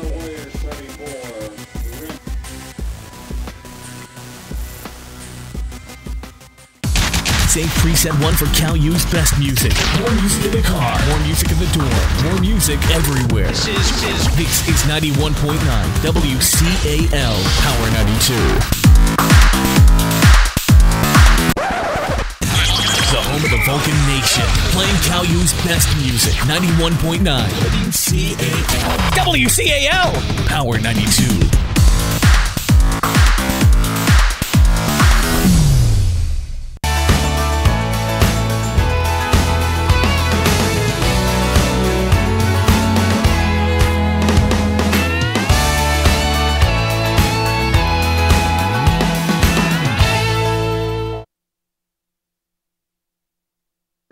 And welcome back to Warrior Stadium in Elizabeth. 1:24 left to play in the third quarter. The Elizabeth forward Warriors with a 8-play, 82-yard drive, taking 2 minutes and 37 seconds off the clock as Barr kicks it.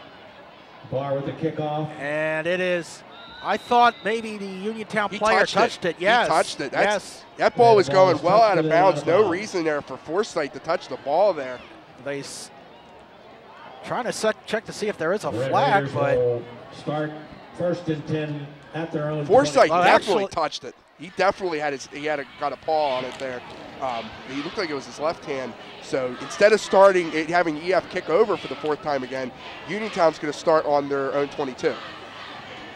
Yes, it was rather ill-advised by Forsyth. So the Red Raiders will set up shop at their own 22-yard line with 1:24 left. Back to the eye. Pitch to Washington. Washington finds a hole, gets a gain of about 3. 2nd down. And Washington 7 coming up. For the Red Raiders. No, Uniontown trying. They got to open up a little bit. They use Washington up the middle there. Washington, he's been the bright spot for Uniontown in this game. He helped them on that last drive there. Mosley's got a couple nice runs. 3 on the play brings up 2nd moving ahead, but time is ticking down. We have a minute left in this third quarter. 2nd and 7 from the 25. Uniontown back in the Maryland I. Pitch to Washington. Washington gets back to the original line of scrimmage, and he just powers his way for a gain of 3. That'll be a 3rd down and 4 coming up. That is about one of the toughest 3-yard runs you will ever see. Look at that, stiff arm. And then he'll cut up and plow over 2 Elizabeth Ford defenders getting forward there. Washington's a nice back for the Red Raiders, and he's a junior, so Uniontown's going to like having him back next season. There is no quit in this Red Raiders team, that is for sure, as we're back to the Maryland I on 3rd and 4. Washington with a handoff, rolls left. He gets taken down short of the 1st down by Anthony Brinson. So the Red Raiders will punt as we are approaching the end of the 4th quarter. That is, in fact, the end of the 4th quarter. Brinson, he's a big man out there, 6'3", 295. He's only a sophomore. That's going to be big for Elizabeth Ford here. And we are at the end of 3 quarters. Your score, Elizabeth forward 34, Uniontown 6. And Matt, one of my favorite parts of our high school broadcasts here on CUTV. The hot dog score, Elizabeth Forward, always one of the favorites here, a 9.75. And well-deserved. Yes. I can't name of every great thing that was in this concession. Chick-fil-A sandwiches, Turner's iced tea, fried Oreos, good hot dogs, good cheeseburgers.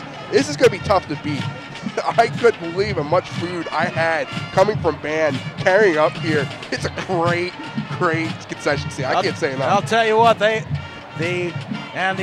Elizabeth Forward concessions are now in the lead on the hot dog score. They've overtaken Neff Center. So Fraser, Brownsville, Connellsville, and Carmichael's, you're going to have a tough act to follow. Fraser's going to be tough. Yes. Fraser's going to be tough. I remember they had a good stand. You know what? It's not just the concessions here at Elizabeth Forward that makes this a wonderful place to call a game. It's just the help we get from the staff, the athletic department, and everyone around here in Elizabeth. As we're back to live action, the punt.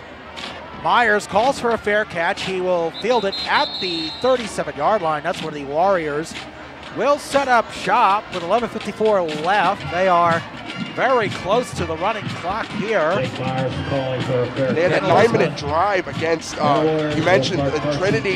This is about, I think this is where they're going to try to just run the ball, shoot clock out, and just end this game here. They got it well in hand. It looks like 34-6, 11:54 remaining here in the fourth quarter. But just take your time. They can use those backs. No question, Jake Myers has been the player of the game so far. They just ride the back you've been going with all night and into the can't say sunset because it's night out, but you know what I mean. Yep, giddy up, partner. Nightfall here in Elizabeth. It's see the cornfields on the opposite side of Route 48, on the other side of the stadium, as we are back to live action, and a handoff.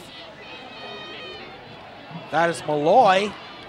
He manages to get back to the original line of scrimmage. It looked like he might have lost a yard, but they're going to mark it at the original line of scrimmage. As he's got some serious moves here on this run. Shakes off the tackle. It looks like that was Perkins for Uniontown, and getting up there, serving out some nice dance moves there almost. Yeah, Darius Pratt with the tackle. Yeah, we're talking about dance moves. I mean, this young man is a freshman, so he's got a bright future ahead for him here in Elizabeth. And Malloy will again take the carry. Gets a gain of about 4 after a couple of spin moves. Actually, check that, make that a gain of 6. So they'll set up a 3rd down and 4. Looks like that's Malloy will be the back that Elizabeth Ford will ride to the end here. And he's good. I mean, Myers is a senior, so here's your heir to the throne next season that we're going to be seeing next season. Brian Malloy is going to be your feature back, and we're getting a little glimpse into the future there for the Warriors. And the future certainly looks bright for this young man. He's a couple of plays so far has been rather impressive. He'll get the handoff again. He gets the 1st down and then some. And they'll mark him right at midfield. So we're looking. Looks like we are seeing the future of the Warrior backfield here in Brian Malloy. And you definitely are. But also, quarterback Steve Myernick, he's only a sophomore. And he's made some really nice plays, both with his legs and also just keeping the Elizabeth Ford balanced. You can get a leader like that at a sophomore stage. Can't wait to see what he's going to be like when he's a senior. I mean, they're certainly going to have their hands full down the road with Thomas Jefferson. But to be fair, Matt, everybody in the Big Nine has a problem with TJ. They're the decade, yes. Handoff again to Malloy. Malloy finds a hole, gets a 45-40, 35, 33-yard line. He had looked like Anthony Brown, 17, carried him for a few yards. So that is one heck of a play there. And Malloy, he's only 5'7", but he's one of those short little backs. Goes right up the middle. His size is tough to break down. And you see there, good call there. That was Anthony Brown, the sophomore for Uniontown, on the tackle there, prevented for more damage. And he carried him for about a good 5, maybe 6 yards. That's a conservative guesstimate. It is 1st and 10 for the 38. Malloy again, rolls left, 30, 25, slips through a hole, gets inside the 20-yard line. I'll tell you what, Matt, I would not be shocked if Brian Malloy ends up if they get a couple more possessions, he might get 100 yards tonight. He might, and we've got 9 minutes left there, but if Elizabeth Ford scores another touchdown, we will be in mercy rule. Running clock, yes. Running clock, so, but I mean, I really like the looks of this Malloy kid. He's doing a great job. He's a shifty, quick back, not the biggest back, but he's a tough kid. He's a really tough kid. He's got shifty moves. And Elizabeth Forward letting the clock run with 9:16 left in regulation. Again, the handoff. No, he fakes a quarterback keeper to the 15, 10, 5. Touchdown, Elizabeth Forward. Steve Marinick once again decides he's going to take it to the house himself. And 9:07 left in this ball game, Matt. Running clock time. Indeed it is. And Marinick, he didn't want Jake Myers had 3 touchdowns. Now he's like, you know what? I gotta stay up with my boy Jake Myers. He's gonna go for a touchdown here. They need this extra. See if it looks like they're going for 2. If they don't get this 2-point conversion, we will not have a running clock. Incidentally, Malloy with 45 rushing yards on that drive. There's a throw. It is caught. Hermison. Yes, that's Hermison. 2-point conversion, so now we will be going to a running clock. 9:07 left to play in this ball game. You score Elizabeth Forward 42, Uniontown 6. You are watching the high school football game of the week on CUTV Sports.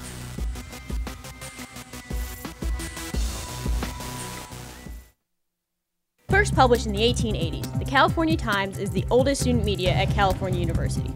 Circulating 3,000 issues weekly on campus and in the surrounding community, the Times' mission is to deliver fair and balanced news to the student population of California University. All students are welcome to be a part of the California Times. Our offices are located in the Natali Student Union.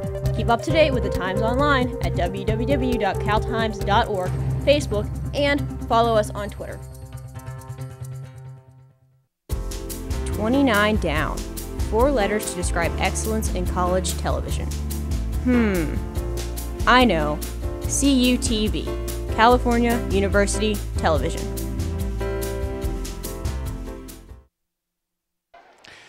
Welcome back to Warrior Stadium in Elizabeth. We are on the verge of going to a running clock following a 6-play, 63-yard touchdown drive, going 2 minutes and 47 seconds. We mentioned the Brian Malloy with 45 yards, and there's a kick caught at the 23-yard line, 25-30, 35, at the 40, 43-yard line. That's where the Red Raiders will set up. I believe that is Marinucci. And you're right there. That was Marinucci on the kick. But this is an interesting stat. Now, we mentioned Thomas Jefferson's dominance earlier. AAA in District 7 has not won a state championship since 2008. That's TJ had back-to-back in 07 and 08. It just shows that the power has shifted from District 7 in AAA. It's one of their weaker conferences. So definitely TJ, Elizabeth Ford, Big 9, this is one of the stronger conferences in AAA. And you can't have a discussion about Whitfield AAA without including West Allegheny, yes, Central Valley. I mean, that's always a big rivalry up in the Parkway Conference, as we are 1st and 10 for the Red Raiders from their own 43-yard line back to the Maryland I. Penalty on a play. It looks like it may be a false start. Flag on a play. We'll wait for the official call. And we'll try and head something here. We'll get to that. False start on the Red Raiders. But you think about it, with that power shifting to Eastern Pennsylvania, it's been Archbishop Wood, Allentown Central Catholic won in 2010. And Bishop McDevitt's taken out, and Erie Cathedral Prep, too, has taken out the District 17. And we had movement on the defensive line, but he gets reset in time. 1st and 10 for the 15. And Mosley looked like he stumbled, but he regains his footing. He is forced out of bounds. That is a sack by Zachary Budd. Mosley with the keeper. So now that'll be a second and long for Uniontown. Loss of 10 on the play. So they're calling it a loss of 10. Ball spotted at the 28-yard line. The 2nd and 25. And 2nd and 25 for the Red Raiders. Just heard of the PA announcer there. Buddy's made a couple nice plays, and he's got that nice linebacker speed. He's the fullback as well. He's only a junior, so again, this is a young EF team. There's the pitch to Washington. Washington with the handoff. That is a gain of about 3 or 4 yards as Uniontown goes back to the short T formation. And while we have a chance, Miles with the tackle. Want to thank Brian Rozak from WMBS AM Uniontown, giving some good insight on this Red Raider team. That was a gain of 4, by the way. So now it'll be a 3rd and 21. Uniontown has a nice staff down there. They let me shoot highlights 2 weeks ago while CUTV was up in Bloomsburg. It's a nice facility down there, good people. Back to the short tee, and there's the fullback. That was Perkins. It's short of the first down, but a nice gain nonetheless by Perkins. They're going to mark him at the 42-yard line, so it's 4th and 11. It's about a yard short there, the original line of scrimmage there. So, I mean, you're Uniontown. You got 6 minutes left in this game. Looks like they'll be sending their punter out there, Melina. So, if Uniontown assuming they get this punt off here, EF will probably run this clock down. We'll see. We do see Myers, back deep at his own 30-yard line. For the Red Raiders. And Uniontown trying to get one player. And there's a penalty on the play. It might be a substitution penalty, but wait and see as the ball is going to roll out of bounds at about the 21-yard line. But we saw Dustin Cesario run in almost right as the punt was going in there. So they may call him for an illegal formation or an illegal shift. Wait and see. False start. And they're going to decline it. Take the ball at the illegal formation, because if it was a false start, we would have seen the hand go up to signify dead ball prior to the play. So it looks like an illegal formation. Yes. We saw number 60, Cesario. Same hand motion there, but. And coming up, we've got Vulcans volleyball this Tuesday. The Vulcans play Seton Hill at the Convocation Center. And Friday night, the big showdown at the Tri-County South Beth Center at Frazier. And then Saturday, CALU football going to Greensburg's Offit Field, a lovely facility just in downtown Greensburg. They will take on Seton Hill. And Greensburg-Salem also calls that field their home field. But I'll tell you what, Cal's obviously the big rivals with IUP, but with Seton Hill coming into the PSAC, playing PSAC sports, it's closer than IUP. So we saw in women's basketball last season, that's becoming a big rivalry in all sports. And now we have a penalty on 1st and 10 from the 20 on that note. It is 5:41 left to play in this contest. Looks like it'll be waiting for the official call from. Illegal substitution on Uniontown. It's a illegal substitution on Uniontown. It's a call from Joe Healy, our referee tonight. So that's 5 yards. First down, be 1st and 5 for the Warriors at their own 25. It's 1st and 5 from the 25-yard line. 5:33 left. The handoff up the middle, and that. Brendan McCown, he's a freshman. He's getting his first carry there, so we saw a little bit of Malloy. Give him some rest. Jake Myers, rested in the sideline there after his big game. But one of these games for teams that are blowing up here, see, this is a good run here by McCown, the freshman there. McCown taking the handoff got the first down, but it's good for teams like this when you can let your young players play. Because we even have backup quarterback Daniel Jacobson. He's a freshman as well. They're just going to let the clock run. It is 5:11 left.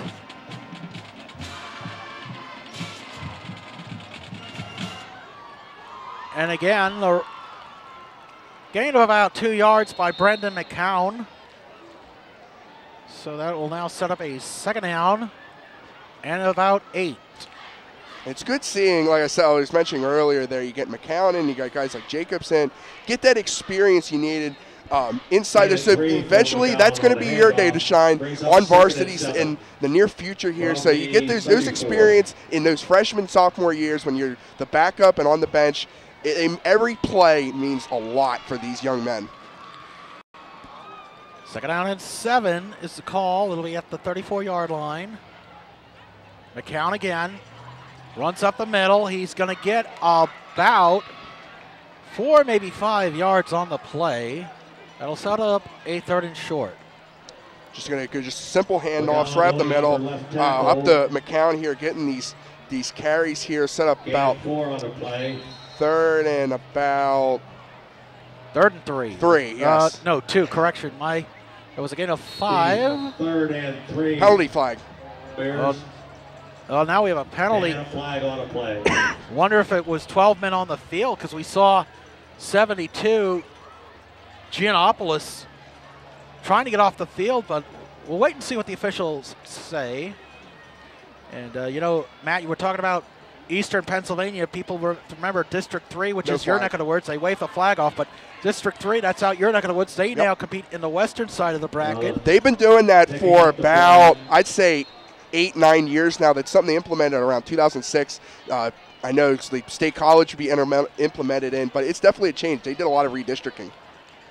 Because there's a lot of larger schools in the District 1 area. McCowan looks like he's going to be stopped short, maybe gain a yard on that play. Speaking of District 3, you know, I know what your dad's old school, Wilson West Lawn, going over right tackle. had their 44th straight section win in the Lancaster 11 League last week, so it's 4th and 1. And they were up 62-6 last time I saw, as this is not a live broadcast, but you'll see all our these highlights for these District 7 games on cable there, but give a shout out to my dad's school as well. It's a good program. It's a model program. Yes, they are. They've had a lot of success over the years in the handoff. And it looks like they may have the first down. That's preliminary indications. Buddy with the handoff. And that's Buddy with the handoff. I think he may have it. We'll wait and see. Right, it's the chains say 4th down. They might try to measure this or not there. But, I mean, I'm thinking even if Elizabeth Ford's backed up, he just go for it. They will bring out the chains. Well, that was 4th down. Out to measure. So they are going to measure to see if, in fact, he got the first down. If he got it, Matt, he may have it by the nose, by the tip of the football. We shall see.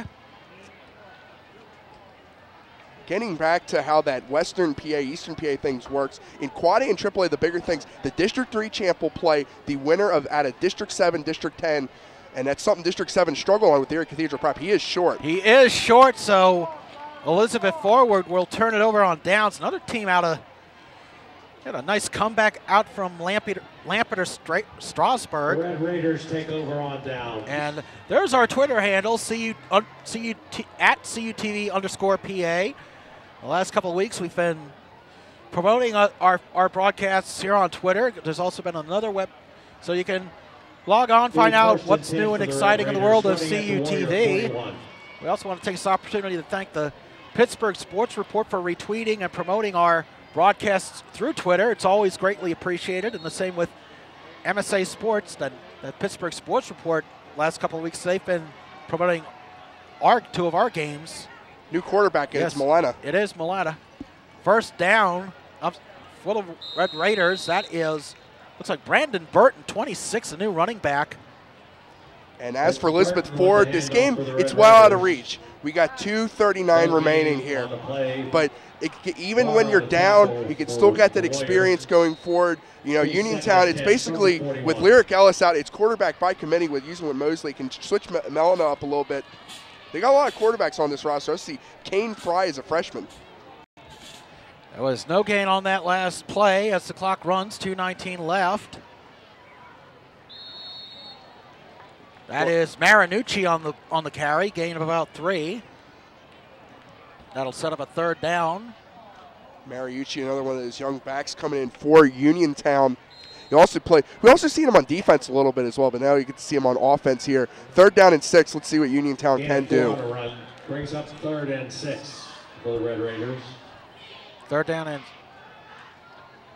it is 3rd and 6. Looks like Uniontown does have the first down, or they may be short of it. Excuse me. Looks like they were right now. Initial spot is 4th down. Change say 4th down.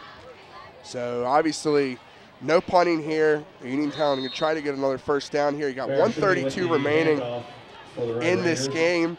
Running out of time, but maybe they can get another score here to get some stats padded. A 4th and 1.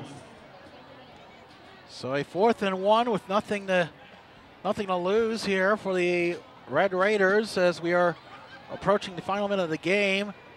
Handoff Mariucci. He is going to be taken out short of the first down, so that will pretty much... Mariucci with the handoff.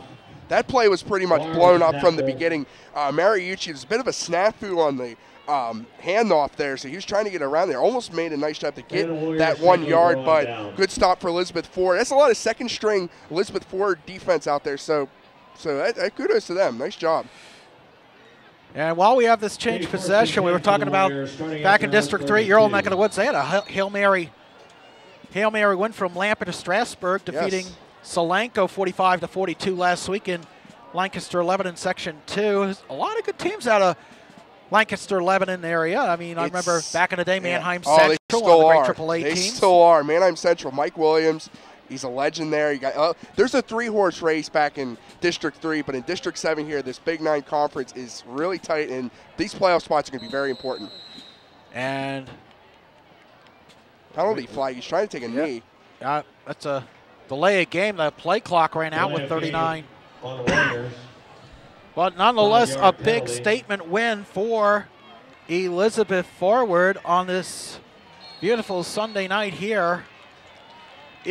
Friday night here, rather, in Allegheny County. It looks like the Warriors will go into victory formation. The favorite formation of any team. But absolutely. This is the statement that Elizabeth Ford needed to make, and they got it. And your final, as the clock runs out, this ball game is over. Your score, Elizabeth Forward 42, Uniontown 6. A big, outstanding performance from Jake Myers, definitely my player of the game. Oh, and also a lot of young talent we're going to see coming up through the years. So, big non-conference game next week for Elizabeth Ford at Indiana. That is a big non-conference battle. Yeah, it's a great time to be a sports fan in Western Pennsylvania, especially with the Pirates and hockey around the corner. So, looking forward to hearing the sounds of Doc Emmerich calling hockey, the former Geneva College professor and Beaver County Times reporter and noted Pirates fan. So, our next high school broadcast, Beth Center at Fraser, the battle for the top seed in the Tri-County South. That will be next Friday. We will be streaming live on NFHS Network. So we're looking forward to that. For Matt Hagee and our Allison Steinheiser, our director, and our entire CUTV crew, I'm Creighton Raps. Thank you for watching this